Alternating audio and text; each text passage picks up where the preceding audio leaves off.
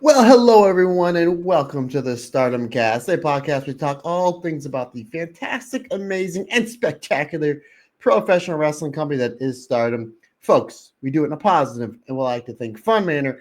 I am your host with the phenomenal hairdo today. My name is Nat Turner, and folks, welcome to the Stardom Cast. Welcome to the Stardom Cast. I hope everybody's having a great day.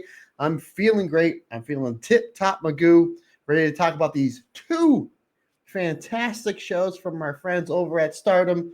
Also, folks, to start off the podcast, we're all going to wish Rob Goodwin well. Hopefully, he gets better soon. He's still suffering from that back injury that he had about 2 weeks ago. Hopefully, next week he is on the show. So, for the Stardom cast this week, for the Marigold Standard this week, and for all of the Patreon episodes, I'm going to be rocking this playing solo, but that's A-OK.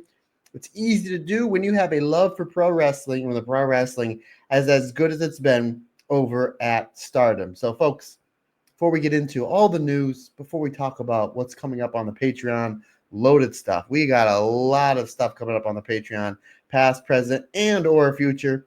Just want to wish everybody well. Hope you're doing terrific. I hope that you lasted this heat wave. It was between Sunday, Monday, Tuesday, and Wednesday. I think our average here was about 99. Right here, it's a brisk 88. I think it's supposed to get down to 80 tomorrow. So hopefully that you can hear me okay. I got a fan above me going. I got a fan over here going, just trying to keep me cool as we're getting into the summer months. Even though it's a little cool in my podcast room, it is hot in the pro wrestling ring that is Stardom. You know where else it's heating up? You know where else? It's white and red hot, pun intended. See, red belt, white belt. See what I did there?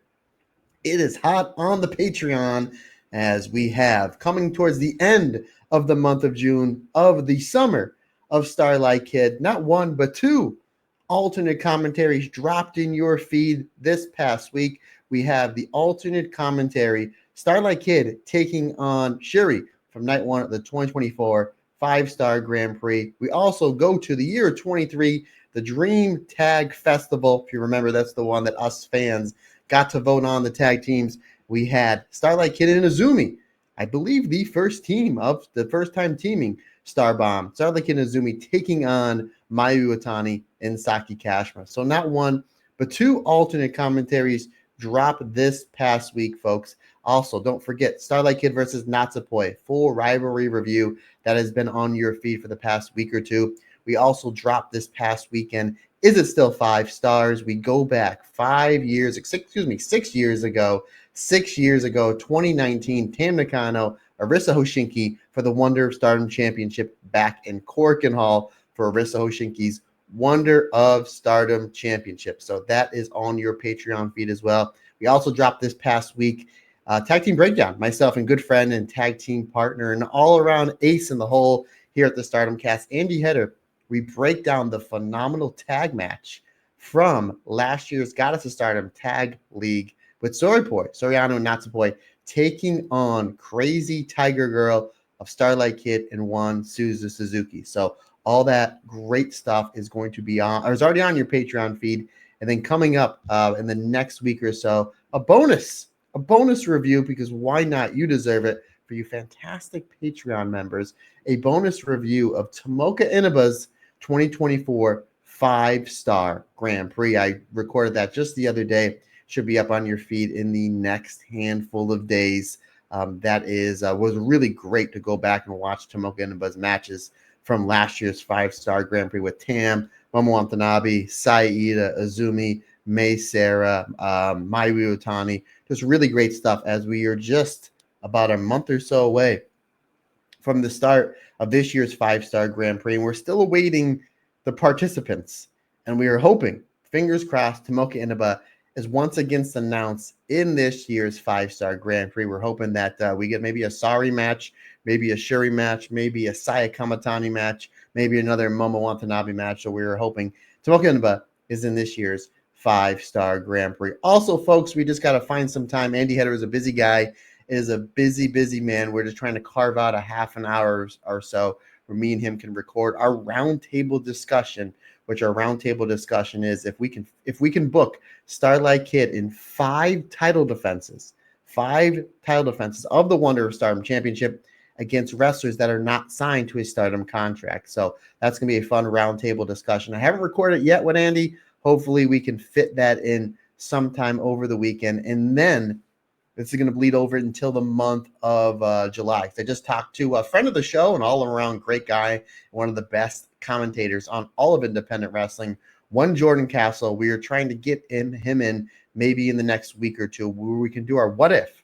What if me and him can book a fantasy card of the Stardom wrestlers versus the independent wrestlers over in North America and Japan? Where would we book it? What would the venue be? What the town would be? And what 6 to 8 matches would we book? Basically, Stardom versus the world. Jordan, I know he's a busy guy with Prestige Wrestling and I think the DWP, and he's just all over. He is all over. He just sent me a message just a handful of hours ago, and we're just trying to work out the dates and time when me and him can schedule when we can do that what if. So a lot of great stuff. More than likely, I'm going to fit in another alternate commentary for the summer of Starlight Kid. I'm looking to do Starlight Kid versus Sai Kamitani from the playoffs in the 2024 5-star Grand Prix. So I think I'm probably going to get that in as a solo commentary, and that's going to take us over to the month of July. We're going to have the summer of Saori Anou. So we're going to be looking at 4 alternate commentaries from Saori Anou. We're going to be doing a basically a tag team breakdown, not a tag team breakdown, but basically a mini rivalry review, as myself and Andy Header are going to be looking at the 3 phenomenal tag matches between Saori Poi and Winggori. Obviously, we're going to be talking about the conversion here in just a little bit. We're going to be talking about their match of the year candidate with Winggori and Saori Poi for the Goddess of Stardom Tag Team Championship. So we're going to be looking at the 2 matches from the Tag League last year, the match that was in regular play, their playoff match, and then the match from just this past weekend. So myself and Andy Header, we're going to be looking at that in the month of July. And then roundtable discussion, what if. We're not sure what we're going to do just yet. If you have any suggestions, let us know. But we're just cooking along here in the summer. A lot of great stuff that we put up this week, a lot of great stuff coming up over the next few days, and just amazing amount of content we're going to be posting over the next month and really into the whole entire summer between what's going on with the 5-star Grand Prix. Again, we're wrapping up the summer of Starlight Kid, and the month of June and July is going to be the summer of Saori Anou. So again, it looks like that we're basically posting content pretty much every day over the next week or two, not only with the Stardom Cast, not only with the Marigold Standard, not only with Patreon. Folks, we are rocking and rolling on these interviews. We just recorded our 4th interview this month. Obviously, in the beginning of the month, we had a phenomenal interview with the former Jakar Jackson, one Marashade. About 2 weeks ago, we released our interview with Nixon Newell, the former Tegan Knox. And then just this past week, my chat with the friend of the show, an all-around great person, one Allison Danger, that dropped this past Monday. And just this past Wednesday, ahead of her Spark Joshi championship match against Hazuki, I had a great chat with Maya World.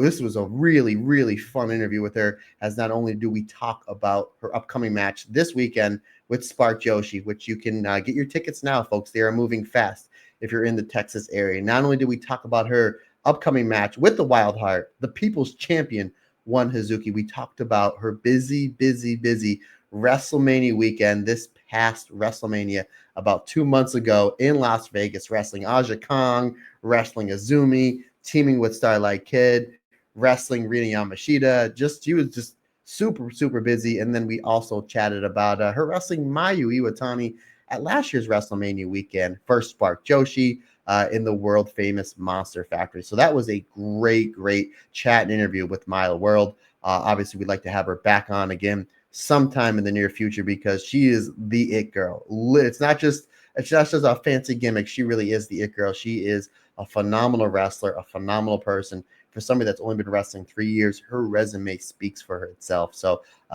really great interview. If you've not got a chance to listen to it, take the time. It goes about 50 minutes. It was a really fun conversation with one of the hottest prospects in all of independent wrestling, One Mile World. Folks, again, we're just dropping content left and right, and thanks to all the fantastic support that we're getting from you, the friends and family of the Stardom Cast, Tak Joshi, and the Marigold Standard. So again, so much great stuff this past week, so much great stuff on the Patreon coming up this week, and then again, we're rolling right into July the summer of Saori Anou, because why not? Who doesn't love Saori Anou? Who does not love Saori Anou? And obviously Saori Anou is somebody that's going to be being featured in a title match, it seems, really, really soon, and somebody that I expect to make a big run in this year's 5-star Grand Prix. Folks, before we get into the news, let's talk about the big show coming up this weekend. Spark Joshi in Ignite, Texas. Again, the main event is for the Spark Joshi Championship as Hazuki takes on Mile World. Folks, if you cannot be in Texas for this show, it is available on Triller TV for the low price of $9.99. So some great stuff on said show. Again, not that main event alone is going to be worth probably double your money. I'm really looking forward to that match. And then Hazuki's tag partner in FWC, Kagama taking on Jasmine Allure. That's a match I'm really, really looking forward to. You have Yuka from AEW. She's on said show, and just a lot of great independent talent on this show. I mean, it is a loaded card. So, folks, head on over to Triller TV. Purchase it. Again, it's only $9.99. That main event alone is going to be well worth your money, and it's a match we'll be talking about. We'll be covering said show coming up next week. So, folks, let's get into the news. I mean, we're hyped up the Patreon. Patreon's loaded. And thank you. 3 new subscribers over the past week or so. Thanks to all the new subscribers, past, present, and future. Hope you're enjoying the content. And again, costs nothing to look. If you're not sure if you want to be on the Patreon, you can join for as little as $1 a month. You get all these episodes early and ad-free. If you're not sure you want to join, just head on over to Patreon, Stardom, and type in Stardom Cast, and then take a look at all the stuff we have. We have red belt reviews from Utami Hayashishita and Syuri, white belt reviews from Sai Kamatani, Momo Watanabe. We have rivalry reviews with Syuri and Utami, Tam, and Saya Kamatani. So much great stuff. Alternate commentaries, what ifs, roundtable discussions, guests galore, Karen Peterson, Scotty Wrestling, Alice in Danger. Just really, really great stuff that you get for mere pennies a day. Pennies a day. The world is your oyster. And again, it costs nothing to look over at the Patreon page. Again, just go on to Patreon, type on Stardom Cast, or click in the links below in the description box. They'll take you everywhere where you need to go. Folks, once again, even though Rob Goodwin is not here, he sent along the news and the notes from this past week. So let's go to that. Let's click on everything he sent over. All right, folks. Obviously, some of the big news coming out of the conversion. By big, I mean Bozilla big. Is Bozilla making her Stardom debut, joining Mi La Vida Loca at the conversion. Mi Vida Loca added a 5th member to their ranks during their 4-on-4 faction war against Neo Genesis this past weekend, June 21st, at the conversion. The end of the match saw former Marigold Twin Star Tag Champion Bozilla making her Stardom debut. Coming out in a hood and glasses, she came over and rolled all over every single member of Neo Genesis, especially Azumi and one Starlight Kid, giving Starlight Kid a powerbomb that led to Suzuki hitting a German suplex, pinning Starlight Kid in the middle of the ring. After the match, Bozilla then challenged Azumi for a New Japan Strong Championship sometime in the future. Bozilla, again, folks, if you know Rob, he is the master at stats. So this is the stats he gave us. Bozilla has wrestled a total of 76 matches in Marigold, winning 51 of her matches, harboring her win percentage, folks, 67.11. Unbelievable. 67.11% of her matches Bozilla has won. If you remember, Bozilla had a really breakout match in the very first main event of Marigold, teaming with Saori to take on Julia and Utami Hayashishita in a must-see match. So Bozilla, super excited she's in Stardom. Obviously, we've talked about we talked about it when Rob was at Pro Wrestling Eve a few weeks ago, and we talked about on our review of the our Vegas review, where we bumped into Ulf Herman right before Bozilla's obviously Ulf Herman, mega wrestling star over in Germany, and really made waves in ECW back in the early 2000s. Ulf Herman is Bozilla's dad. We bumped into Bozilla right before Bozilla's match with Megan Bayne, and that's a must-see match on Joey Janela's Spring Break show, and just was super kind to us, super nice. And then I believe it was the next day, Rob and I were leaving WrestleCon, and we saw Ulf and Bozilla there, and we shook we talked to Ulf Herman again, we talked to Bozilla, really had a really great conversation. Ulf did tell us that Bozilla does have, because her tour was up, her contract was up with Marigold. He did tell us that Bozilla had a lot of offers, which we were kind of like, well, who wouldn't want to have Bozilla on her roster, on the roster? And we thought that she would have gone to, and we didn't ask Ulf, and Ulf didn't tell us. We didn't ask where's she going. Like, give us the dirt. Again, that's not us, folks. We're not stooges. We're not reporters. We're just people that love talking about pro wrestling, especially Joshi pro wrestling. So even if Ulf told us like where she was going, we weren't going to say anything because, again, that's not what we're here to do. We're not stooges or anything. But when he basically said, she's got a lot of offers on the table, we both kind of figured, both Rob and I said she's probably going to go to NXT and then main roster, WWE or AEW, because she's pretty much TV ready now. But we both kind of said off air, kind of, to ourselves, like, selfishly, we would love her to go to Stardom. We would love to see her in Stardom because there's so many great dream matches there. And she kind of did everything she was going to do in Marigold. Like, because she had a run as Marigold World Champion, sure. But pretty much since that title was announced, the Crimson Red Belt, you knew that somebody was going to win it, and Utami was going to chase and win the belt. And they did a great job. It was Saori, and then Utami wins the Dream Star, and then Utami chases Saori, wins the Dream Star, and wins the belt. And that was the project. And Bozilla was used perfectly. She was used as the big dominant heel. They built her up, had a great match with Saori. Saori beats her in Cork and Hall, and then they build her up for Utami. She beats Utami when Utami was Crimson Red Belt champion in a whole bunch of great matches. And then Bozilla then challenges Utami in Cork and Hall in the main event. And one of the best Cork and main event Marigold that has ever had. I mean, that was really a great match. Maybe my favorite Bozilla match in her run in Marigold. There's so many good ones. The Nanai match, the Saori match, that first match, the tag match at the Shine Forever or Fields Forever. There's so many great matches, but maybe that Utami one might be my favorite one. But she kind of did everything that she was going to do in that first year and then some. I mean, really overachieved. So it's kind of like, okay, like where to now? And I was like, yeah, she can easily sign and be a big star on AEW, a big star in WWE. And she's only, I think, like 21, 22, still very young in her life and very young in her career. But she signed with Stardom, obviously. So I was like, wow, I was thrilled again, because I thought she would go to one of the big two companies, because why, again, who's not going to want her, because she's one of the hottest free agents in all of wrestling, coming off that great run at Marigold. But then she goes to Stardom, and she's put in the perfect faction, teaming with Suzuki and Aoki and Akira and Rina Yamashita. I was like, oh, wow. And immediately starts a feud with Neo Genesis. So it's kind of like you have your cool tweener group with Me La Vida Loca go up against the cool kids in Neo Genesis. And again, she hits the Liger Bomb, the sit-out power bomb to Starlight Kid. That opens up the door for Suzuki to pin Starlight Kid. I think they're eventually going to go to a wonder match there with Suzu and Starlight Kid sometime in the future. And again, obviously, we pretty much know where Starlight Kid's next title match is going to be. Again, we're going to get into that, because what they set up in Osaka on a Wednesday was crazy in the best way possible.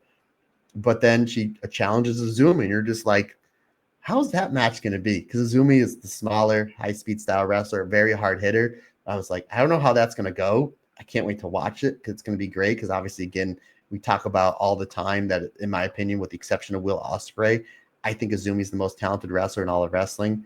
And I'm a massive fan of Bozilla. I'm so excited that she's in Stardom, because there's so many dream matches. Bozilla, Momo Watanabe, Bozilla, Syuri, Bozilla. I know she's in the same faction. Bozilla and Suzuki. Again, I believe in the next week or so, we're getting announcements for the 5-star. Bozilla's got to be in the 5-star, right? So then you're just like, we're going to be getting all these singles matches all within like a month, like Bozilla and Starlight Kid, Bozilla and Ami Sohrei. And again, we'll get into their exchanges on Bozilla's official Stardom debut. There's so Bozilla Sai Kamatani. I don't know if I said that already. When she comes back, the match I want to see the most, when she Bozilla and Micah, that is the big match for me. But there's so many dream matches. There's so much that she can do in Stardom, in this faction. Artist run, goddess run, wonder run, possibly world run. running the 5-star. I'm so excited she's here. When again, we're going to get into it when we talk about the conversion in a little bit, but like when that masked person came out, it took me all about 5 seconds to figure out who it is. I'm like, I think that's Bozilla. I think that's Bozilla. And it's funny because as soon as she debuted, obviously I was watching the show live. Rob wasn't. I texted him. I said, wait till you see who's in Stardom. I said, wait till you see. I said, jump on the internet real quick and wait till you see. He's like, oh my God. And we were going back and forth again. We were so happy for her, so excited for her. And then we were just saying about how when we bumped into her and Ulf at WrestleCon, that was the WrestleCon that we met Winggori at. And as we were talking to them, Saida and Hanan, they were leaving. And that's when I know Hendrix is listening to the show. And hey, buddy, I hope you're doing okay. I think that's when I believe Hendrix, you gave Hanan those yellow flowers. And I think we made mention to Hendrix at a live podcast that when Hanan was leaving, she had her backpack and she had the flowers. She was carrying them, which I thought was cool. And you kind of saw like Bozilla and Saida kind of almost like in a jokingly way size each other up. And I was like, Rob, how did we figure that out? How didn't we figure out that she was probably going to Stardom because they were kind of sizing each other up in kind of a friendly way? It was kind of fun. And then my buddy James Ellsworth, who I've known from the Independents, he came over and shook my hand and I was talking to him. So there was a lot of moving parts going on as we're having a conversation with Ulf and Bozilla because it was like, here comes Winggori. And then they kind of had a funny little, but I said, how do we figure that out? And again, that might be other than the Micah and Syuri. That's probably the match I want to see the most is Bozilla and Saida, or because Winggori, and we're going to get into it. Winggori is the tag team of the year for me. Bozilla and any member of Mila Vida Loca, whether it's Suzu or Akira, or whether it's Aoki or Rina Yamashita, Bozilla and insert a partner here versus Winggori. That is a tag match that I hope we get somewhere down the line. Again, there's so many opportunities, so much great stuff with Bozilla signing with Stardom. Again, whether she's there a year, 2 years, I don't know, but I'm excited because it's a win-win for everybody. And I'm just so happy for her. She's wrestling, again, in my opinion, the best wrestling company on the planet, not women's wrestling. You always hear, oh, NXT has the best women's or AEW has the best women's. And it's subjective. You can like what you like, but the best, not only women's roster, the best roster on the planet is Stardom. And you're adding Bozilla, who has a lot of buzz on her and is somebody completely different, and you're putting her in with the perfect faction, Mila Vida Loca. I mean, it fits like a glove. It fits like a glove. And again, I'm so excited for her. So many big-time matches that she's going to have. Again, fingers crossed she's in the 5-star Grand Prix. I imagine she will be. Again, Syuri, Sai Kamatani, Momo Watanabe, Saida, Hanan. I mean, the list is on and on and on and on of the great matches she's going to have. So good on her. And again, biggest congratulations to one Bozilla. Folks, Suzu Suzuki, obviously, because we're going to talk about the Osaka show, she had to pull out of the Osaka show due to family reasons. So they had to reshuffle the card a little bit. So we're here at the Stardom Cast, myself, Rob, and of course, Andy Header, and all of the fans of Stardom and Suzu Suzuki, which there is a lot of. We here at the Stardom Cast wish Suzu Suzuki and her family the best, as we hope she's able to return to the ring soon. So obviously they kind of had to redo a little bit of the card for the Osaka show. So obviously we're going to get into that because we are here to talk about the conversion and the phenomenal show in Osaka. Folks, let's get into Rob Goodwin's bite-sized report from the conversion before we go to me basically breaking everything down. So Syuri, this is the 4th IWGP champion is Syuri. Obviously, number 1 was Kairi. Number 2 was Mercedes. Number 3 was Mayu. Number 4 is Syuri. Boy, what a legacy of that belt. And she's been champion for 55 days going into this main event match with Syuri. And this is her V2. Obviously, her V1 was in England, which Rob was there for against Alex Windsor, which if you haven't seen that match is free on YouTube. Go out of your way to see it because it was phenomenal. This will be the second time Saori will be challenging for the belt. If you remember, she challenged and lost to Mayu Iwatani in a match of the year candidate last year at All-Star Grand Queendom.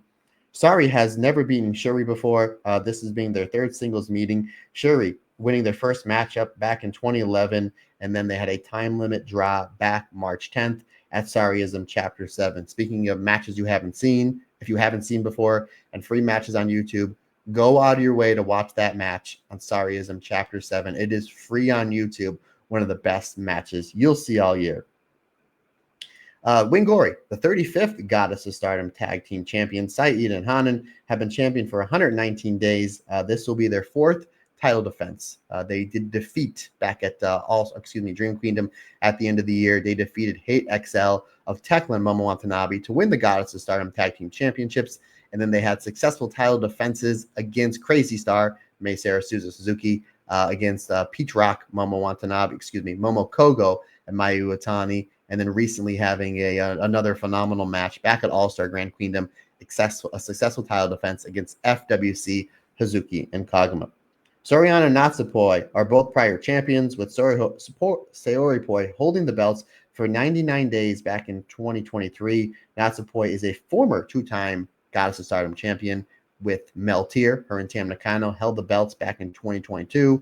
And then Saori Anou and Natsupoi, they held the belts back in 2023, defeating Rose Gold, Mina Shirakawa, and Mariah May, the now known as Blake Monroe and NXT. But they never lost the belts because Natsupoi got injured in the 2023 5-star Grand Prix, and they weren't able to defend the belts. So Saori Poi have never lost the belts, and they never defeated Winggori. This is a stat that I talked about before, and a really great stat that Rob has here, that their standings are 1-0-1, with Winggori defeating Saori Poi in the semifinals in a must-see match of the Goddess of Stardom Tag League. And then a few weeks earlier in regular play, they went to a time limit draw. So Saori Poi has never defeated Winggori heading into this match.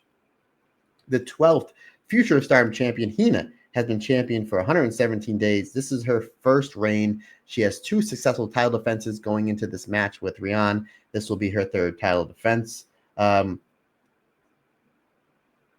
And then Rob just has the injuries here, with Azumi missing the shows on the 14th and 15th. So she did make her return at the conversion. And Hazuki and Koguma, this is their first matches back for Stardom, as they were participating in the Catch the Wave tournament. And here's the quick results, folks. Here is the quick results with Waka defeating Uriah Hime with the Moonlight Dream on the pre-show, 9 minutes and 17 seconds. We get an opener. Boy, howdy, do we have a hot opener, with Hina defeating Rian with the Mad Splash, 12 minutes, 33 seconds. 6 women tag action as Aya Sakura, Sayaka Kura, and Yuna Mizumori defeat Momo Kogo, Emma, and Kyoko Furusawa, when it is Aya Sakura pinning Kyoko with the Cherry Blossom thrust kick. Tag team action saw phenomenal tag team matches. VMI 2000 of Natsuko Tora and Ruwaka defeating the former 3-time Goddess of Stardom Tag Team Champions in FWC, Hazuki and Kagama, when Ruwaka pins Kagama with the Freezer Bomb, 9 minutes, 59 seconds. Special singles match. I was surprised on the finish of this one. Really solid, hard-hitting match with Risa Sera on her retirement road, defeating Hanako, 14 minutes and 54 seconds. With the she defeated her with the Vader Bomb double knees. 8 women tag action. Sai Kamatani are the team of Hate. Sai Kamatani, Momo Watanabe, Konami, and Rina defeating God's Eye, the returning Amisori, Kyoko Kotatsu, Lady C, and Rani Yugami, when it's Sai Kamatani pinning Amisori with the Star Crusher in 16 minutes and 29 seconds. Then we get to these last 3 matches. This was a solid card, but these last 3 matches really made this just a next level show. We have 8 women tag team, no disqualification craziness, as Mi La Vida Loca of Suzuki, Rina Yamashita, Izuki Aoki, and Akira Kuragami defeating Neo Genesis of Starlight Kid, Azumi, Miyu Amasaki, and Mei Sarah, with the help of the debuting Bozilla. Again, it's no DQ. You can do what you want. This was a smart time to bring Bozilla into the fold. Bozilla helping out Suzuki, and then opening the door for her to pin the Wonder of Stardom champion, Starlight Kid, with the German suplex in 22 minutes and 44 seconds. And folks, the main event, IWGP Championship, match of the year, no doubt, match of the year contender, no doubt about it, as Saori defeats Syuri and becomes the 5th IWGP Joshi Championship, defeating her with a wrist clutch Uranagi, 32 minutes, 49 seconds. And this was great. This is why they did not put a Wonder or World Championship match on this show, because they wouldn't have got the 30-plus minutes to tell their story, and they told a heck of a story. 32 minutes, 49 seconds. Phenomenal, just a phenomenal match. Folks, let's get into the highlights, the Sports Center highlights. Again, the conversion Oh, I didn't do the attendance. I apologize, folks. Let's get into the attendance numbers.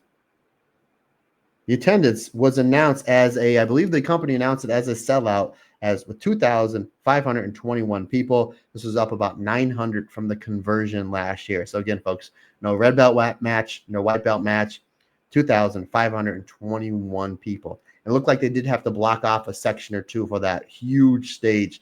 And the production on this show was phenomenal with the smoke, the lighting, the entranceway, the video walls. I mean, really next level stuff from Stardom. So over 2,500 people in Yoyogi National Stadium. This is comfortably the highest attendance that they've drawn to the venue. So sorry I missed that note. And again, all those notes are courtesy of Rob Goodwin over at TalkJoshi.com. So again, Rob, thanks for hooking me up with the notes to adding some substance to this podcast. Folks, let's get into the show. Pre-show, Waka getting the win over Uriah Hime with the Moonlight Dream suplex.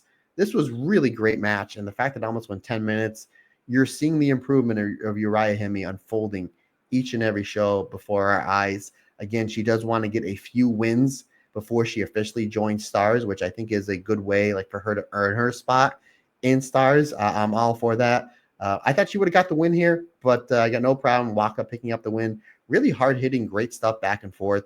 Waka using her experience to break down Uriah Hime's knee and the back with that half Boston Crab.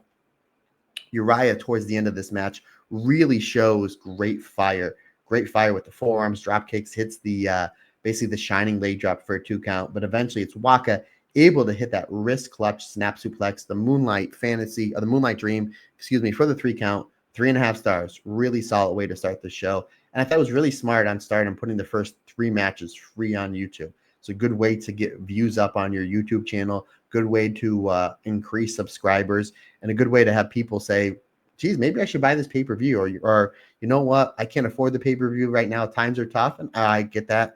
But when this show comes out on Stardom World in a week, I'm going to spend $7-8 and I'm going to subscribe to Stardom World and I'm going to watch that show. So really smart way on Stardom hooking people with 3 great matches to start the show. The pre-show match, and again, match number 1, folks. Let's get into it. Again, if you haven't seen it yet, it's I don't think this show is up yet on Stardom World. I think because with Stage Crowd, I think it's like 10, 11 days, which I know the old pay-per-view system was, I think, like 3 or 4. So I think that's the contract they have. And I'll tell you what, I had no problem with Stage Crowd this time. I think it only buffered for a total of like 30 seconds with this entire 4-hour show. So I think it's just they're working some of the kinks out on Stage Crowd. And not only that, again, credit Andy Header, who told me about the Signal Boost Wi-Fi thing that I purchased a few months ago. So that helped out too. So match number 1, folks. Let's get into it. Future Stardom Championship. Obviously, again, Waka and Uriah, that was your pre-show match. So I'm counting this as match number 1. Again, if you haven't seen it, it's free on YouTube. This was absolutely fantastic. Hina making her 3rd successful title defense of the Future Stardom Championship against one Rian. I mentioned it last week when I covered the 2 shows from last weekend. Stardom did a great job of putting a laser focus on these 2 cross the ring from each other in tag matches to really build up this match and build up the intensity. And intensity it was. I mean, this match starts off with Rian starting off really, really out the gate on fire. Big drop kick, series of forearms. Rian hits that corner Rana, and then a drop kick for a 2 count. Hina's really out of her depths here. Rian is really catching the Future of Stardom champion off guard here, which is how fast she's starting.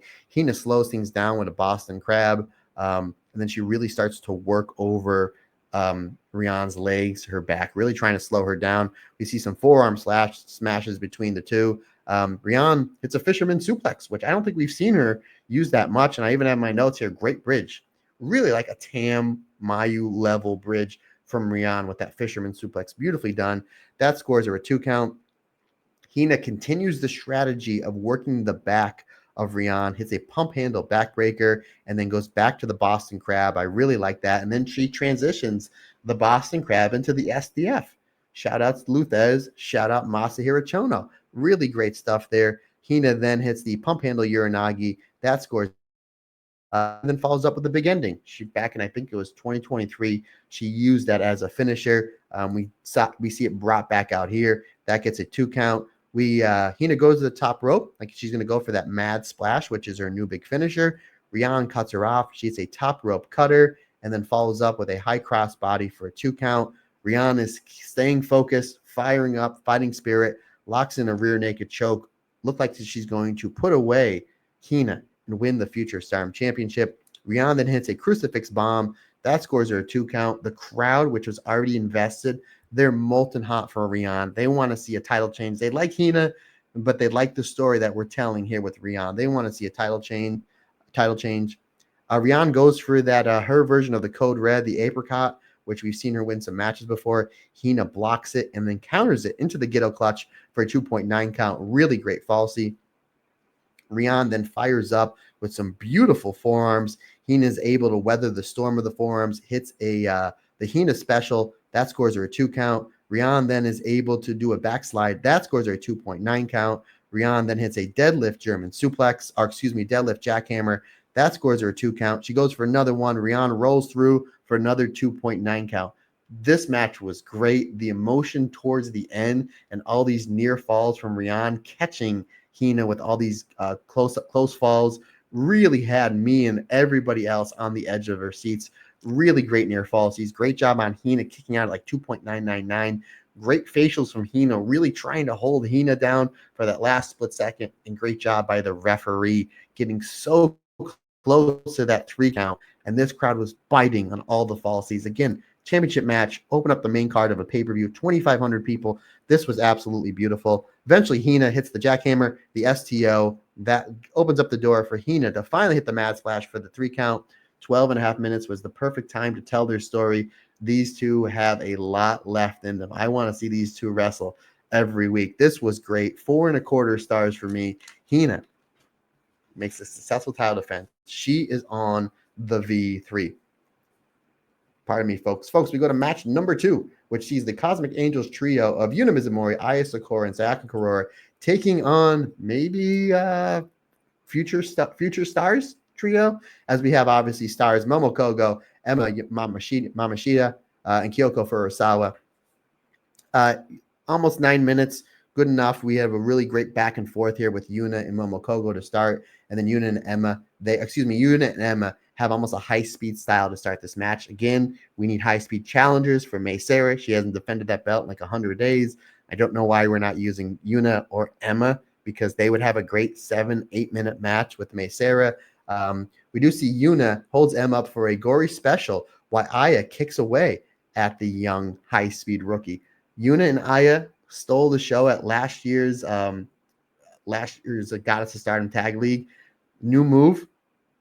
I thought that was great. Sakura Demand with the gory special with Aya kicking away makes sense because you don't have any. Yuna is holding your legs and your arms, and your chest is wide open. So why wouldn't Aya come in and kick away at you? Again, more innovative offense from Aya and Yuna. I thought, and we'll get into it. I thought when Yuna came out for the challenge at the end of the tag match, I thought we were getting Sakura Demand versus Winggori. But again, we'll talk about Tropicana Wild in a phenomenal match. But we didn't get that. Hopefully soon, because I want to see Winggori versus Sakura Demand in the worst way possible. Momo Kogo hits 619 onto Yuna and Sayaka Kurora. Momo Kogo was featured really well in this match. She looked like an absolute killer. Absolutely love that. Sayaka Kurora is able to slow Momo Kogo down with that second rope twisting elbow smash. Really like that. Momo Kogo comes back with a springboard dropkick to Aya Sakura. Kyoko comes in, hits a pair of dropkicks onto Aya, and then locks Aya in the knee bar. Yuna comes in. She takes out Kyoko, hits a sliding lariat. Eventually, though, we do see Aya Sakura. She gets tagged back in. She picks apart on the offense that both Sayaka and Yuna did to Kyoko, hits the thrust kick, also known as the Cherry Blossoms, for the 3 count. 3.5 stars for me. Really solid stuff here, especially with Sakura Demand looking really good. Great exchanges with Sayaka Kurora and Momo Kogo. That's a singles match I would like to see somewhere in the future. And Emma and Kyoko, again, very young in their career, looked really good here in a great spot on a pay-per-view. Again, 2,500 people. Solid stuff. Match number 3. This was a match I was really looking forward on the undercard. BMI 2000 versus FWC. Hazuki and Kaguma taking on Ruaka and Natsuko Tora. A couple weeks ago, Rob and I did notice that Ruaka and Tora were teaming together more and getting more wins. and we thought that they were building them up for a Gods of Stardom Tag Team Championship match, which obviously, when we talk about the show in Osaka, that just happened just this past Wednesday, that's clearly where they're going, and rightfully so.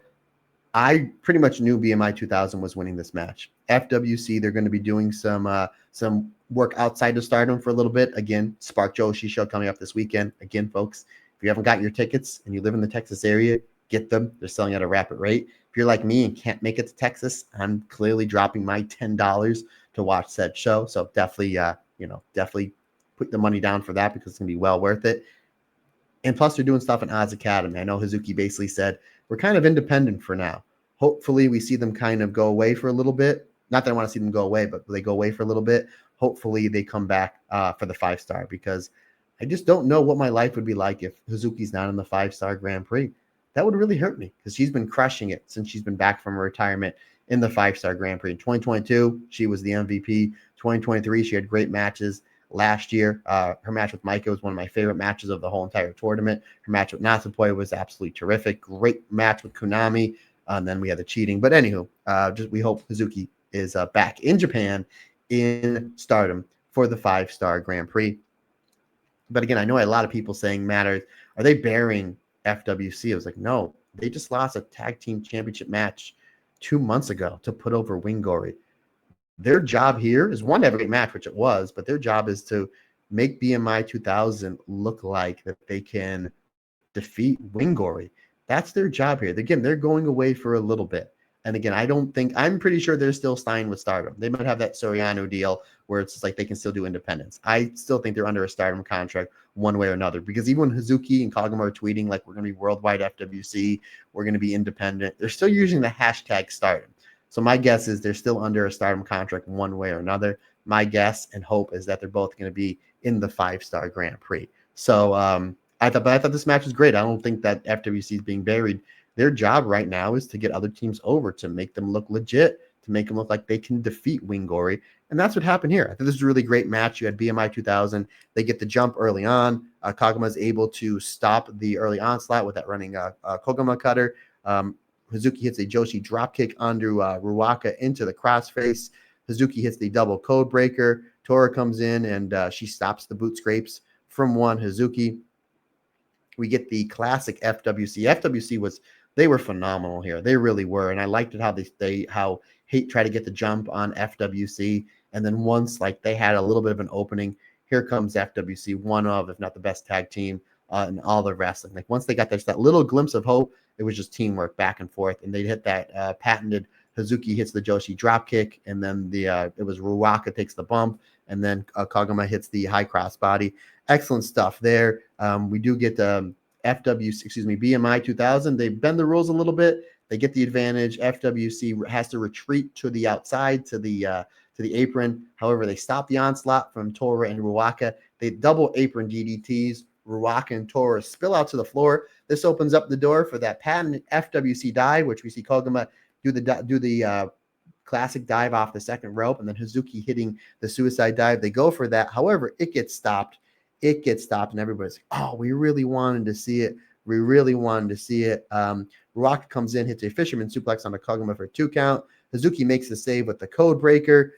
She hits a pump kick onto Tora. BMI 2000, they try to retreat. Here comes the FWC dive. And I love it whenever somebody, especially a babyface, is going to do a big move and you're all excited for it. It doesn't happen. And you're like, oh, I wanted to see it. And then a minute or two later, you see it, because then you get built up. Like, oh, it's taken away. Oh, no, I got it back. We get the FWC dive. Perfect time. The crowd was ready for it. They hit the senton splash combination. The referee eventually gets distracted. FWC eats the mist. I got no problem with that, because it was cheating, not in front of the referee, which I knew was going to happen. That's how you're going to get the advantage. We get the T gimmick onto Kogama for a 2 count. We get the choke bomb. That scores a 2 count. Ruaka goes for the hanging neck bomb, the choke bomb. That gets countered into the Kuma roll. Really great falsy. That only scored a 2 count. The hate crate comes in on the Kogama over the head of Kogama. We do see then the choke bomb, and then Ruaka finishes Kogama off with the top rope body splash, the freezer bomb. This is a great match. 10 minutes. I wish it would have went a minute or two longer. Really great stuff. So much cheating had to be done to defeat FWC. So again, if you're a massive fan of Hazuki and Koguma FWC like I am, I'm not upset at all. Again, I knew the result of this match going in. I knew what was going to happen.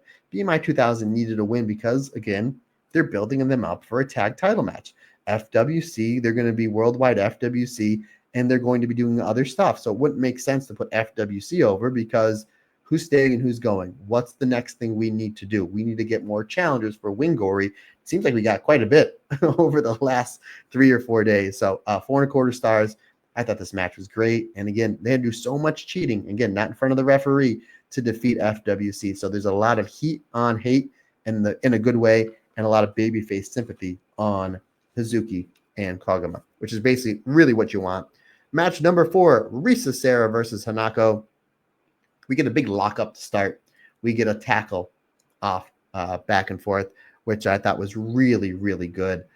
This match started off slow. It really seemed like the timing was down. It really didn't seem like they were gelling the first 3 or 4 minutes. And then once we got into like minute 5, minute 6, then it really seemed like they started going. It just seemed like their timing was off a little bit. And then it really picked up about a quarter way into the match. We get a Hanako, we get another tackle exchange, a forearm exchange. Hanako hits, she really, really brings down some big forearms onto the deathmatch queen that is Risa Sera. Hits a big Samoan drop for a 2 count, back to the forearm exchange. I mean, these two really were like, let's have the most forearms in this on this show. I think Hanako, Risa Sera, and Rion and Hina, I think they both basically said to Saori and Syuri, like, we know your match is going to go long, but let's see who can get the most forearms in on their matches, because Hina and Rion, they threw a ton of forearms, and Risa Sera and Hanako, they threw a ton of forearms. Hanako, it's a big lariat for a 2 count. Hanako then locks in the Shirasagi. Risa Sera is able to get out of that. She hits a DVD bomb and a big knee strike and a Falcon Arrow for a 2 count. And then Risa Sera, I'm sorry, I made mention before when Rod gave me the quick notes that Risa Sera did not win with the Vader bomb style knee. She used that to set up the running air raid crash for a 3 count. 3 3/4 stars, really solid stuff. I thought maybe it went a minute or 2 long. I wish maybe they would have taken a minute out of this match and given it to the tag match I just talked about, and then another minute and change, and maybe given it to Hina versus Rion. Again, really solid stuff. A little mistimed in the beginning, but once they got going, they got going. And I will never complain with 2 hard hitters, 2 badasses like Risa Sera and Hanako raining down forearms, because it was really a test of will between the two. But it was really shocking for Risa Sera to get a win. Pardon me, folks. I need a drink here. Because very much like how I made mention in the last match with FWC and BMI 2000, you're putting BMI 2000 because they're staying, in FWC they're going to do other things. Risa Sera is retiring soon, and she's not a Stardom contracted wrestler, but obviously Hanako is. Hanako won that big battle royal at All-Star Grand Queendom. She main evented against Starlight Kid in Cork and Hall for the Wonder Belt. So it was really weird to me that Risa Sera got the win. This would have been like my big lock. If you're like, Matt, out of all these matches, you're only going to get 1 or 2 right. I'm like, oh, definitely Risa Sera and Hanako, because you're pushing Hanako. My only thing is, not unless you're putting Risa Sera in the 5-star Grand Prix, which, yes, please. Again, she's retiring, I believe, at the end of this year, beginning of next year, so we still have her another 6-7 months or so. So if her big swan song and Stardom is going to be in the 5-star Grand Prix, I'm all for that. And if that's why we put her over, yes, I will absolutely take that. Again, Hanako's only been wrestling 2 years. It's not like this is going to, like, crush her career. Again, she put, I think her and Starlight Kid, like 1,200 people or something like that in Cork and Hall in the main event for that Wonder Belt. So a lot of upside to Hanako. Again, really good stuff. Hard-hitting match. We'll see. We'll see why Risa Sera did get the win here. But ultimately, really great stuff back and forth between these two phenomenal wrestlers. Again, 3 3/4 stars. Folks, match number 5, the return of Ami Sohrei as the God's Eye team of Ami Sohrei, Kyoko Kutatsu, Rani Yagami, and Lady C taking on, this is like the hate all-stars of Momo Watanabe, World of Stardom champion and the best wrestler in the world, in my opinion, Sai Kamatani, Rina, and Kunami. Just a lot of, you have white belt champions here, the longest reigning future champion, Kunami, who got to the finals of the 2019 and the 2019 5-star Grand Prix and Cinderella tournament. You know, she's a former goddess and artist champion. So just like a lot of firepower on that hate team. But the focus really was on Ami Sohrei in this match. New look, coming back from almost she looked great. Again, I thought this was smart, putting her in an 8-person tag, because she's in there team with Kyoto Kotatsu, Lady C, and Rana. Those three wrestlers really maximize every second they're in the ring, especially Lady C. And she's across the ring with four wrestlers that are going to take care of her and make the match look really good. Again, Momo Watanabe, Sai Kamatani, two of the best wrestlers in the world. Kunami, she's phenomenal, especially at the hard-hitting style she does. And Rina, at the age of 18, I have a feeling in a year or two, we're going to be saying she's one of the best wrestlers in the world. So really great stuff here. Again, Ami Sourei, you're kind of easing her in. She looked excellent in the spots that she was in. Rani Yagami had some great exchanges with Rina. Again, that's a match that I would like to see somewhere down in the future. Kunami and Kyoto Kotatsu, they had a match, I believe it was Josh Barnett's Bloodsport in that shoot style that I really like, that the Bloodsport Bushido show in Sumo Hall. They have great chemistry. And this match breaks down. Every single member of God's Eye accidentally hits Ami Sourei. And hey, take the idea like, hey, this might be a good time to recruit another member because she just came back. Where's her place in this match? Where's her place in this faction? Every single member of this faction just accidentally hit her. So hey, here's the chair. Here's the gimmick to basically, hey, choose, come over to Hate because we're only down to 15 members. We need another person. Eventually, Ami Sourei does not join Hate. I know some people hated that or that spot or enjoyed it.